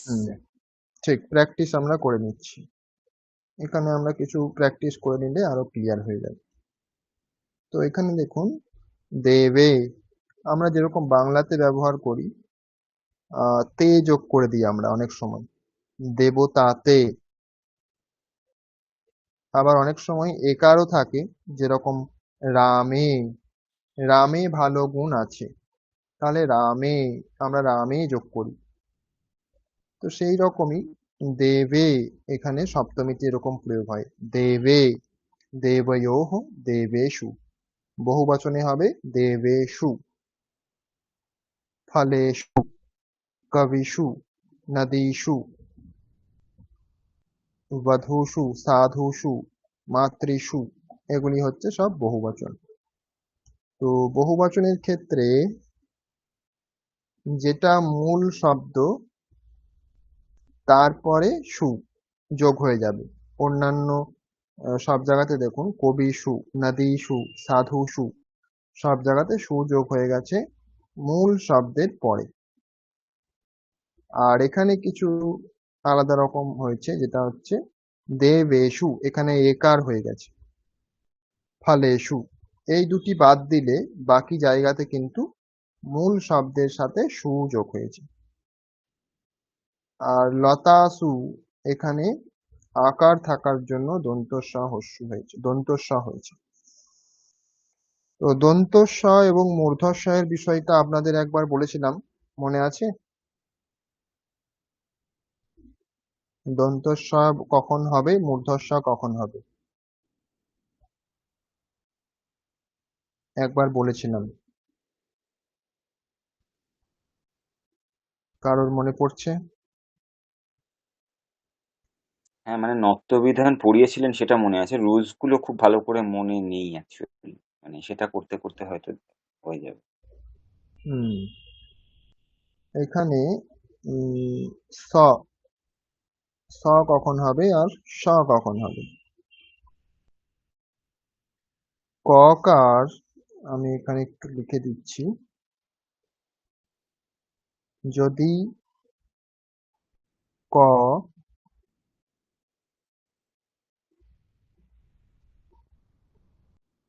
আর স্বরবর্ণ, স্বরবর্ণ, তারপরে যদি স থাকে, দন্তস্ব,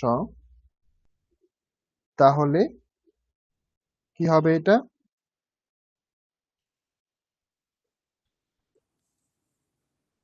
ওটা তালব্য। মূর্ধন্যস্ব, মূর্ধন্যস্ব হয়ে যাবে। এটা হয়ে যাবে মূর্ধস্ব। আর ক ছাড়া বাকি সমস্ত ব্যঞ্জন বর্ণ,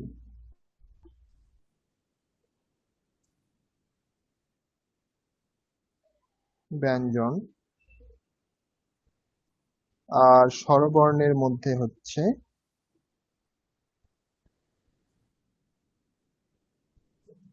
অ, আ, তারপরে যদি স থাকে তাহলে সেটা দন্তস্বই থাকবে।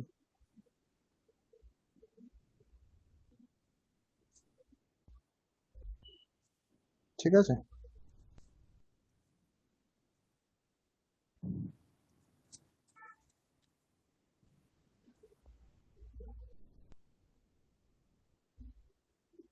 তারপর তাহলে তালব্যস্য। তালব্যস্যের ক্ষেত্রে এই নিয়ম নয়, এটা দন্তস্ব এবং মূর্ধস্ব এর মধ্যেই নিয়ম, তালব্যস্যের জন্য নিয়ম নয়।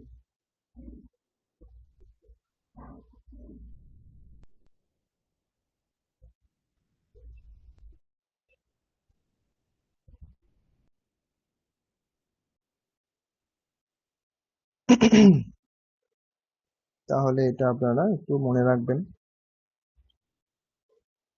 তো এখানে যে স্বরবর্ণ বলা হয়েছে, এটা কিন্তু অ এবং আ কে বাদ দিয়ে, ঠিক আছে? স্বরবর্ণ কিন্তু অ এবং আ কে বাদ দিয়ে বাকি স্বরবর্ণের ক্ষেত্রে। আর এখানে যে ব্যঞ্জন বর্ণ বলা হয়েছে এটা হচ্ছে ক কে বাদ দিয়ে।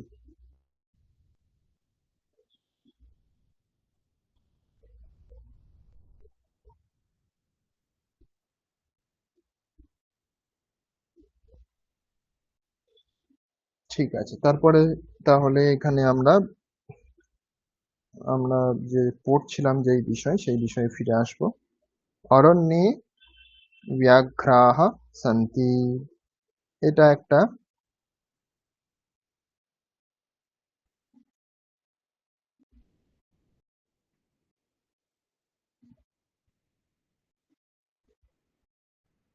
এখানে একটা উদাহরণ দেওয়া আছে আপনাদের।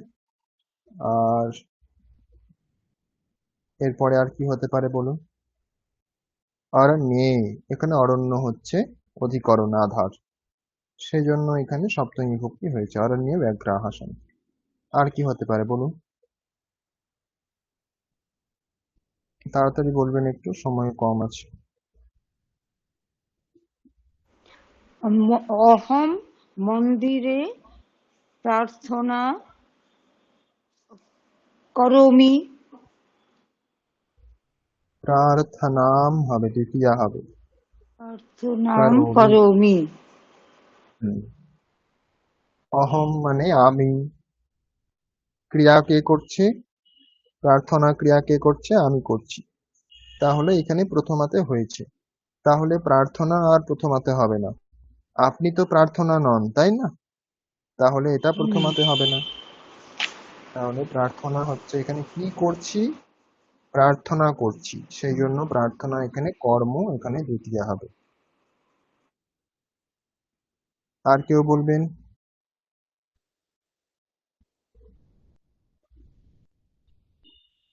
আকারান্ত দিয়ে বলুন, আকারান্ত।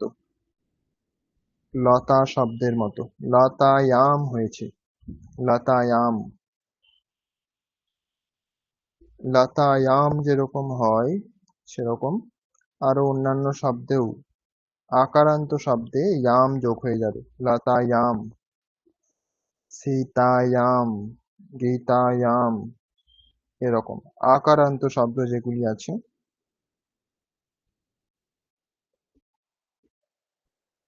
বলুন, কোথায় কি হয় সেটাই বলতে হবে, আর কিচ্ছু নেই। বা কোথায় কি আছে, কোথায় কি ঘটছে, কখন ঘটছে সেটাও বলতে পারেন, কিন্তু আকারান্ত হতে হবে।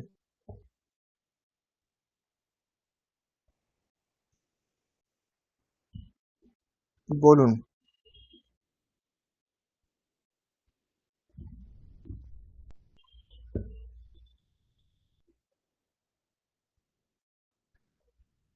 আকারান্ত শব্দ দিয়ে সপ্তমীতে বাক্য, চেষ্টা করুন।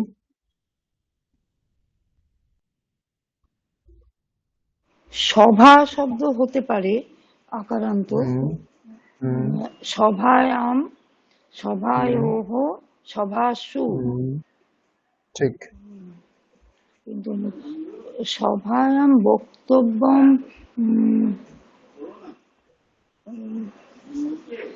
কিরকম বাক্য হবে? সভা, সভাতে কি কি ঘটে সেটা বললেই তো হয়ে গেল। সভা, আমরা বাংলাতে যেটা তে বলি, তাই না? বাংলাতে হ্যাঁ তে, হ্যাঁ, গ্রামেতে, সভাতে। সভাতে হুম বহু লোকের উপস্থিতি বাঞ্ছনীয়, এরকম হতে পারে। হুম, তাহলে সংস্কৃতে কি হবে? সভায়াম, সভায়াম। সভায়াম,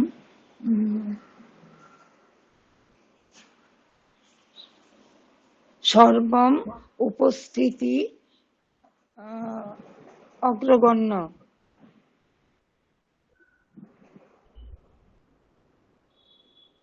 ঠিক হচ্ছে না, আচ্ছা, একটু গুছিয়ে বলতে হবে। সভায়াম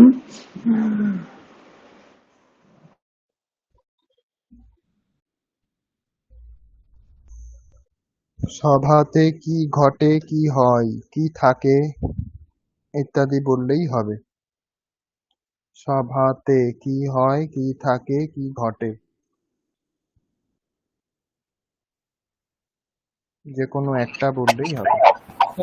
স- আহ, সভায় প্রতিশ্রুতি দদা দদাতি এরকম সভাতে প্রতিশ্রুতি দেয়, তাই তো? প্রতিশ্রুতি সভায়াম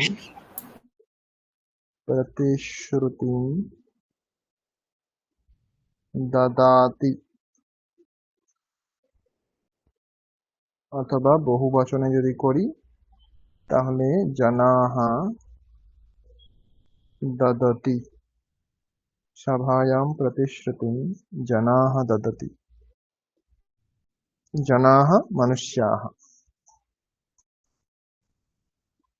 আচ্ছা, ঠিক আছে, এরকম আরো প্র্যাকটিস করবেন আপনারা। স্যার এটা হবে কি দেবতায়াম হুম, মন্দিরম অস্তি? দেবতাতে মন্দির আছে, হবে না, মন্দিরে এরকম দেবতা বলতে আছে। চাইছেন? তাহলে মন্দির শব্দ অকারান্ত হয়ে গেল। অকারান্ত হয়ে যাচ্ছে।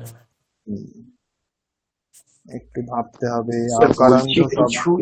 হুম, কিছু হুম, এক্সাম্পল একটু মানে ওই বহু বচনে কি কিছু একটু মানে এক্সাম্পল হয়, মানে যেটা মানে কিছু মাথায় আসছে না, কিন্তু একটু ওই শয়ের নিয়মটা তাহলে বুঝতে পারতাম ভালো করে। বহু বচনে। বহু বচনে আকারান্ত শব্দ কি আছে বলুন? আকারান্ত যে কোনো শব্দ বলুন, সেটার বহু বচন হয়ে যাবে।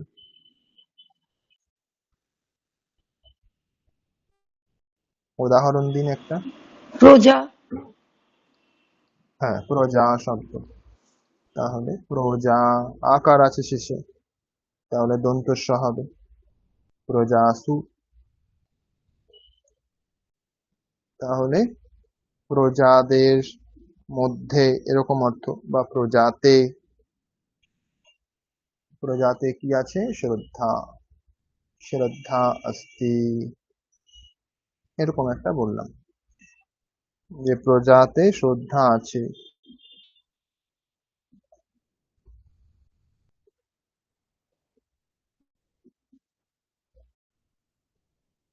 এখানে কবিতা আকার শব্দ। থাকার জন্য এখানে স হয়েছে, দন্তস্ব হয়েছে। হ্যাঁ, কি বলছেন? কবিতা শব্দ, কৃপা শব্দ তো আকারান্ত শব্দ। হ্যাঁ, আকারান্ত শব্দ, সেগুলিতে দন্তস্বই হবে, সবগুলিতে দন্তস্ব হবে নিয়ম অনুসারে। আচ্ছা, এবার ক্লিবলিঙ্গে বলুন। অকারান্ত ক্লিবলিঙ্গ শব্দ পুংলিঙ্গের মতোই হবে। দেবে, দেবয়োঃ, দেবেষু, একই রকম।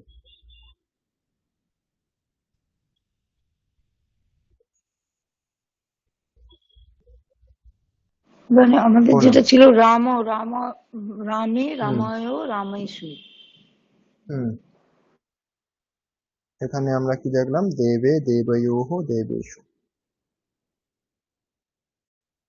একই রকম। ফলে, ফলয়োঃ, ফলেষু।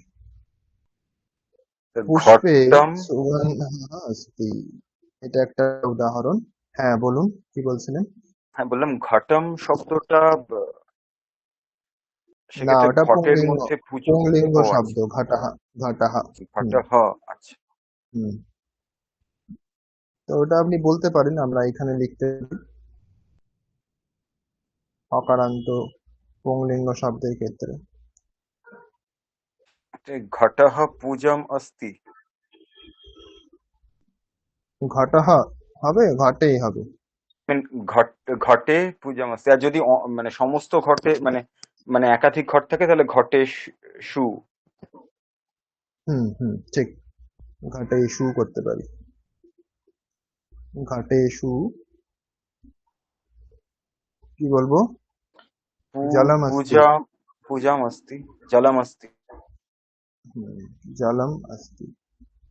আচ্ছা, মানে কার্য ঘটে। মানে এই ঘটে পূজা আছে এরকম তো হচ্ছে না অর্থ, ঠিক না না? মানে আমি বলতে চাইছি কোনো ক্রিয়া সম্পন্ন হওয়ার কথা বললেন আপনি, ওই জন্য আমি একটা পার্টিকুলার মানে না, এটা করলাম। দেখুন, ক্রিয়া ক্রিয়া তো অস্তি, এটাও তো ক্রিয়া।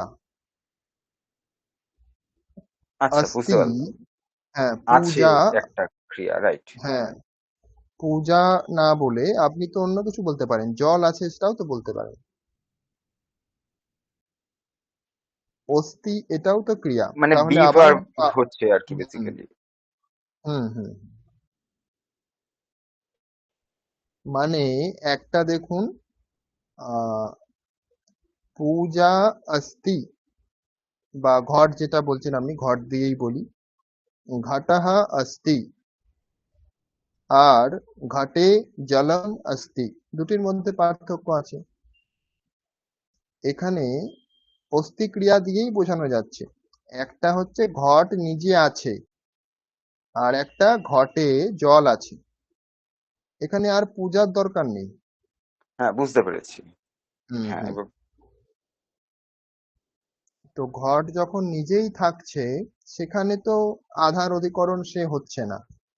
ঘট ভূমিতে থাকতে পারে, ঘট ছাদে থাকতে পারে, তখন ছাদ অথবা ভূমি এগুলি তখন অধিকরণ হবে। ঘট যখন নিজেই থাকছে, এবার ঘটে যেটা আছে, ঘটে জল আছে, তাহলে জল আছে বলতে গেলে তখন ঘট ঘট শব্দে আমরা আধার অধিকরণ করব।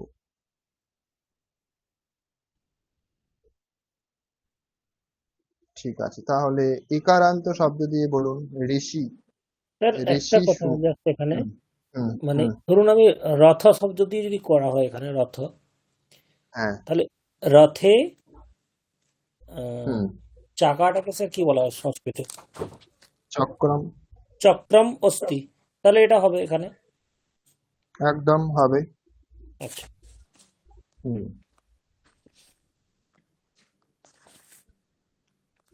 ঠিক আছে, তারপরে নেক্সট বলুন। কমলানি জলে অস্তি। কমলানি জলে অস্তি, ঠিক হবে। জলম শব্দ ক্লিবলিঙ্গে, তো এখানে আমরা এখানে বসাতে পারি জলে কমলানি, অস্তি হবে না, সন্তি হবে, যেহেতু অনেকগুলি বলেছেন। আর এখানে যে উদাহরণগুলি আমরা দিয়েছি, এগুলি দেখুন পুংলিঙ্গে কিন্তু হয়নি, অরণ্য শব্দও হয়নি। আর আর একটা কি দিয়েছি আমরা, মন্দিরে, মন্দির শব্দও কিন্তু পুংলিঙ্গ নয়, ক্লিবলিঙ্গ। তো সেই জন্য এটাকে আমরা এখানে নিয়ে চলে আসবো ক্লিবলিঙ্গে। আচ্ছা, মা ঠিক আছে, ফলেষু কদাচন শব্দটাও তাহলে এখানে হবে ওই। একদম হবে, ফলে ইস্যু। তো সেখানে মোহ করতে বারণ করা হচ্ছে, সঙ্গ করতে বারণ করা হচ্ছে ফলে। ঠিক আছে, এরপরে আমরা ইকারান্ত শব্দ দিয়ে বলবো। ইকারান্ত কবৌ কাব্যোহ কবিষু। মাত্যোহ হয়েছিল, তাই না? মাত্যোহ হয়েছিল, এখানে হবে কাব্যোহ। ইকারান্তের ক্ষেত্রে ওয়া হয়ে যাচ্ছে, কাব্যোহ। মাত্যোহ সেখানেও ইকারই হয়েছিল। তো এটা একই আছে, দুই বচন আর বহু বচন এগুলি একই আছে। আহ এখানে সু যোগ হয়েছে, মানে দুই বচনটা একই আছে, শুধুমাত্র আমরা যেটা ষষ্ঠীতে পড়েছি সপ্তমীতেও দুই বচনটা একই আছে, আর এক বচন আর বহু বচনটা পাল্টে যাচ্ছে। ঠিক আছে, বলুন। কবৌ কাব্যোহ কবিষু। ঋষিষু জ্ঞানম ভবতি, ঋষিদের মধ্যে জ্ঞান থাকে, বা হয়, বা আছে।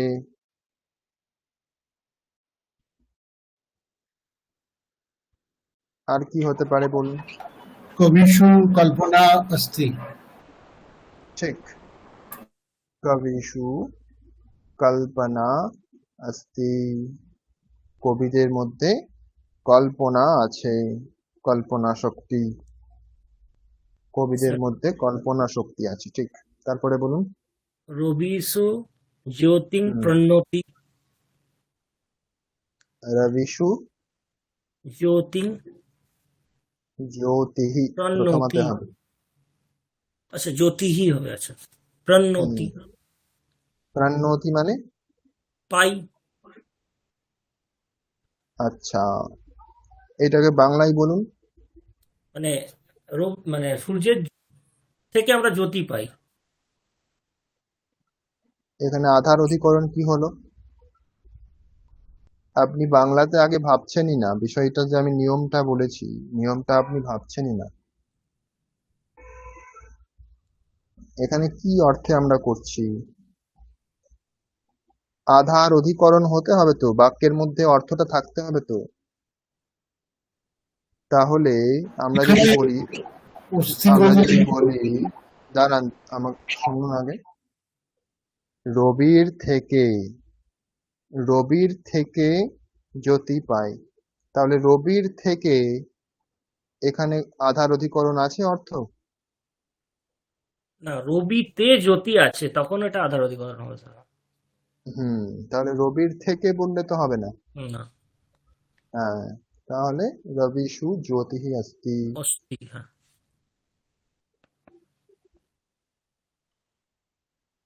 থেকে বললে তখন পঞ্চমী হয়ে যাবে, আমরা যেটা পড়েছি আগে, হুম। আগের দিন।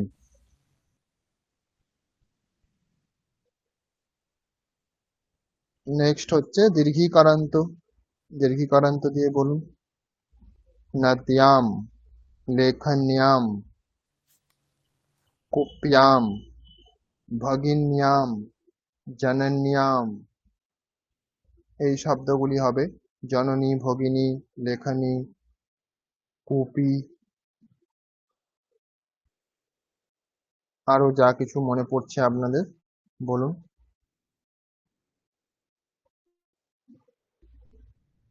নদীষু স্রোতমস্তি। ঠিক, বহু বচনে হয়ে যাবে নদীষু।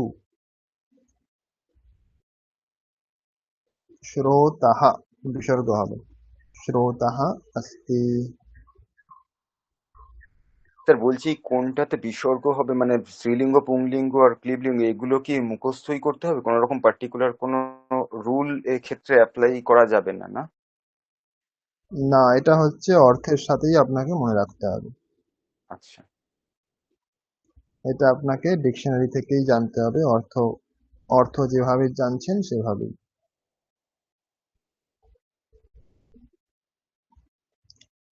কোন লিঙ্গ এবং কোন কি অর্থ, এই দুটি আপনাকে ডিকশনারি থেকেই জানতে হবে।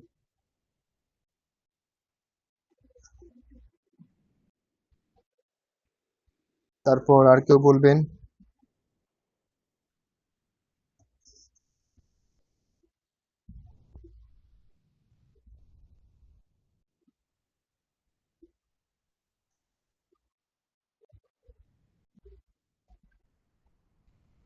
দীর্ঘিকারান্ত শব্দ দিয়ে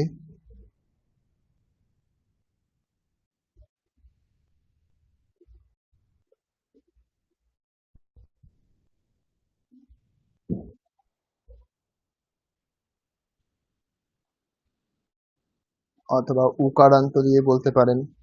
সাধু, শিশু, সাধৌ, সাধ্বোঃ, সাধুষু, শিশোঃ, শিশৌ, শিশবোঃ, শিশুষু। দীর্ঘকারান্ত হবে চমু শব্দ, বধূ শব্দ, বধ্বাম, বধ্বোঃ, বধূষু। তনু শব্দ, বেণু শব্দ হ্রস্বকারান্ত হবে, সাধু শব্দের মতো।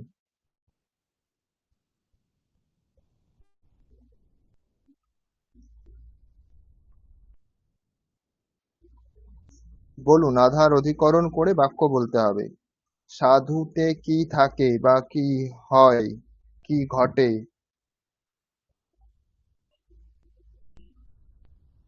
কি আছে বা কি ঘটে এরকম বললেই বাক্য হয়ে যাবে। বলুন, একটি করে বলুন।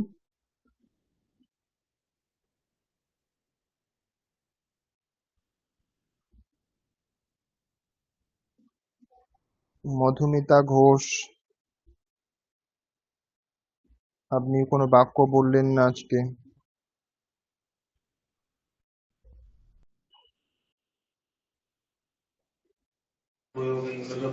স্যার এটা হবে লেখনিয়াম হুম মসি অস্তি। ঠিক। লেখন্যাম মসিহি अस्ति।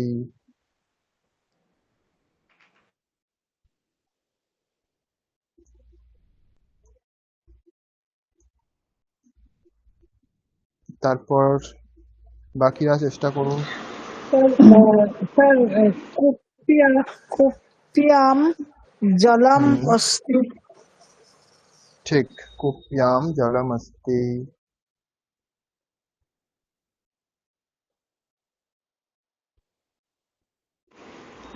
সাধ্যৌ বিশ্বাসম অস্তি।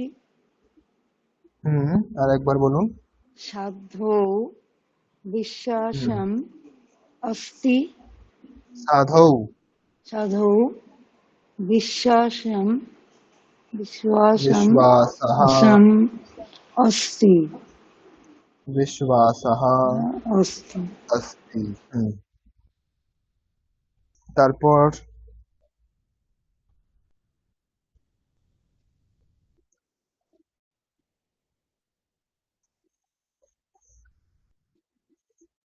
ঋকারান্ত দিয়ে বলতে পারেন।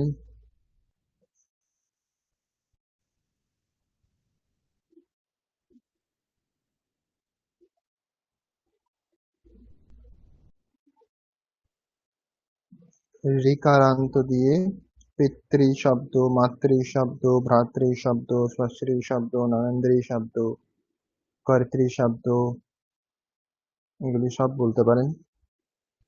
এই রূপগুলি একই রকম হবে।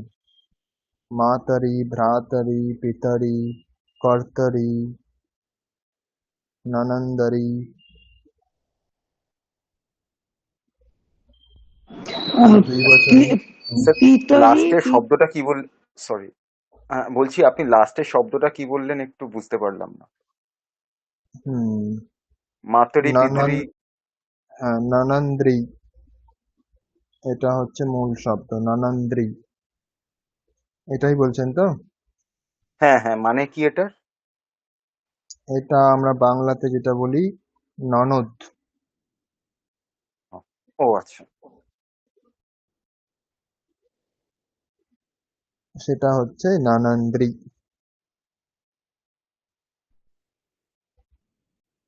বলুন কি বলছিলেন বাক্য।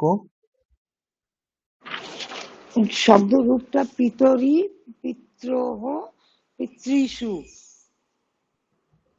হুম আহ,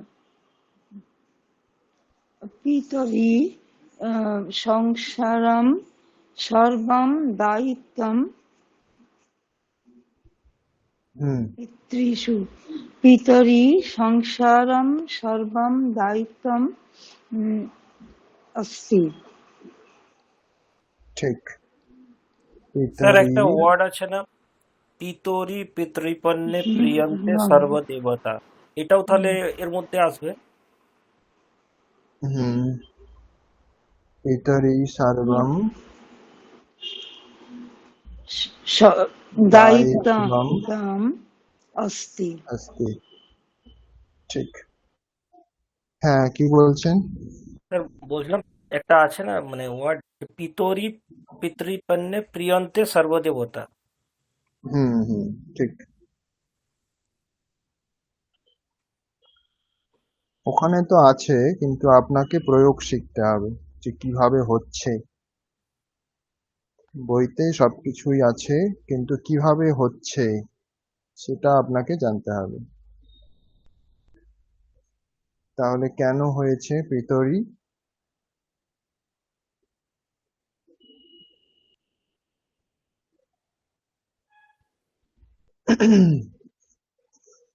সপ্তমী কেন হবে? আধার অধিকরণ বোঝানোর জন্য।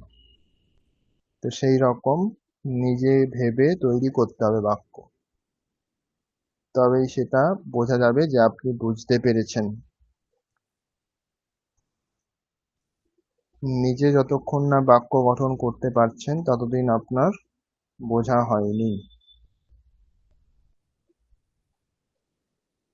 বলুন এখানে কি বাক্য হতে পারে?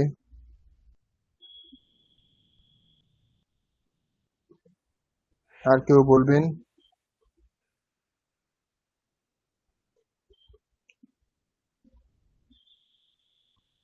আমরা শেষের দিকে চলে এসেছি, আর 10 মিনিট বাকি আছে।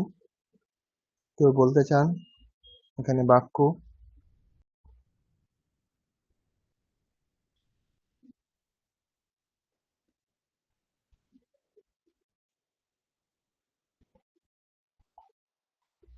ঠিক আছে, তাহলে আজকে আমরা এখানেই শেষ করলাম।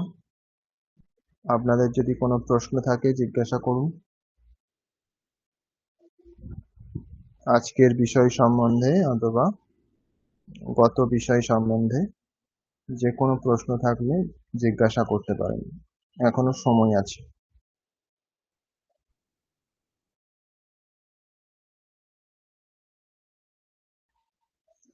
কারো কোনো প্রশ্ন আছে?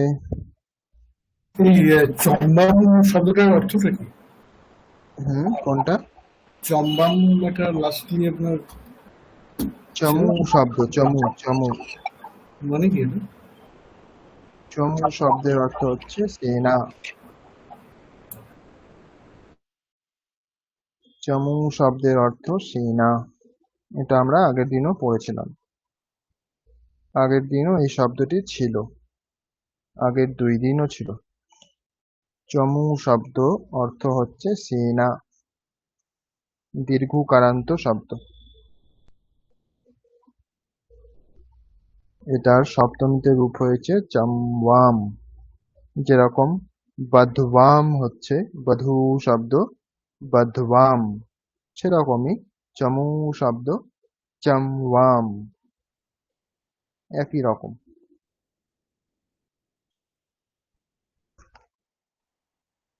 আর কিছু জিজ্ঞাসা?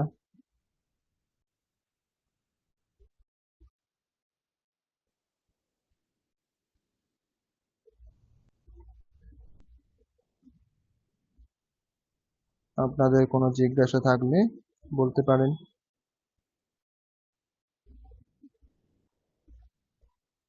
পরের দিন আমরা অনুবাদ শিখব, অনুবাদ করব। চতুর্থী, পঞ্চমী, ষষ্ঠী, সপ্তমী, এই 4টি বিষয়ে আমরা অনুবাদ করব বাংলা থেকে সংস্কৃতে। তৃতীয়া পর্যন্ত আমরা করেছিলাম, তৃতীয়া পর্যন্ত অনুবাদ করেছিলাম। চতুর্থী, পঞ্চমী, ষষ্ঠী, সপ্তমী এটা বাকি আছে, এটা আমরা পরের ক্লাসে করব। কোনো প্রশ্ন নেই আপনাদের? তাহলে শান্তি পাঠ করি। প্র্যাকটিস করতে থাকুন আপনারা, আর ক্লাস কন্টিনিউ করুন। মাঝে মাঝে ক্লাসে আসলে কিন্তু কিছু বোঝা যাবে না, কোনো কারণে মিস হলে আবার ইউটিউব দেখে বুঝে নিতে হবে। আর ক্লাসে আসলে ক্লাসটা আরো ভালোভাবে করতে পারবেন ইউটিউবের থেকে।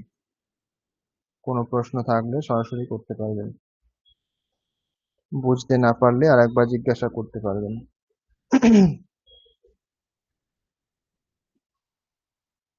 শব্দরূপ আর ক্রিয়ার যে ধাতুরূপ সেগুলি প্র্যাকটিস করতে থাকুন, আর 5টি করে অন্তত করে রাখুন মুখস্থ, কমপক্ষে 5টি।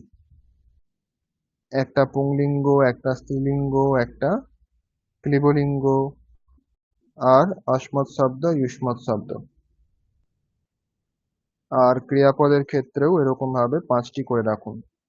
ভূ ধাতু, আরো যে সমস্ত রয়েছে, তবে আলাদা আলাদা রকম ভাবে করলে ভালো। একই রকম যদি মুখস্থ করেন তাহলে আপনার একটাই মুখস্থ হয়েছে এরকম মনে হবে। তো সেই জন্য যেটা ভূ ধাতু যেরকম সহজ আছে, বা লিখ ধাতু, পিপ ধাতু, লিখামি, পিরামি, এগুলি সহজ আছে। তো এগুলি একটা করলেন। তারপরে ক্রিনাতি, এখান থেকে একটা করলেন। দাদাতি, এটা একটা করলেন। তারপর শৃণোতি, এটা একটা করলেন। কারোতি, এটা একটা করলেন। তো এরকম 5টি করে রাখুন, 5টি শব্দরূপ আর 5টি ধাতুরূপ। তারপরে বাকিটা দেখবেন আস্তে আস্তে ক্লাস করতে করতে ঠিক হয়ে যাবে, বাক্য রচনা করতে করতে ঠিক হয়ে যাবে। দেখবেন যেখানে ভুলে যাবেন সেটা দেখবেন, আবার লিখবেন, আবার প্র্যাকটিস করবেন। এরকম করতে করতে আস্তে আস্তে হয়ে যাবে। আপনাদের এখন 1 মাস বা 1.5 মাস হয়তো ক্লাস হয়েছে, বা 2 মাস হয়েছে। কতদিন হয়েছে ক্লাস আপনাদের?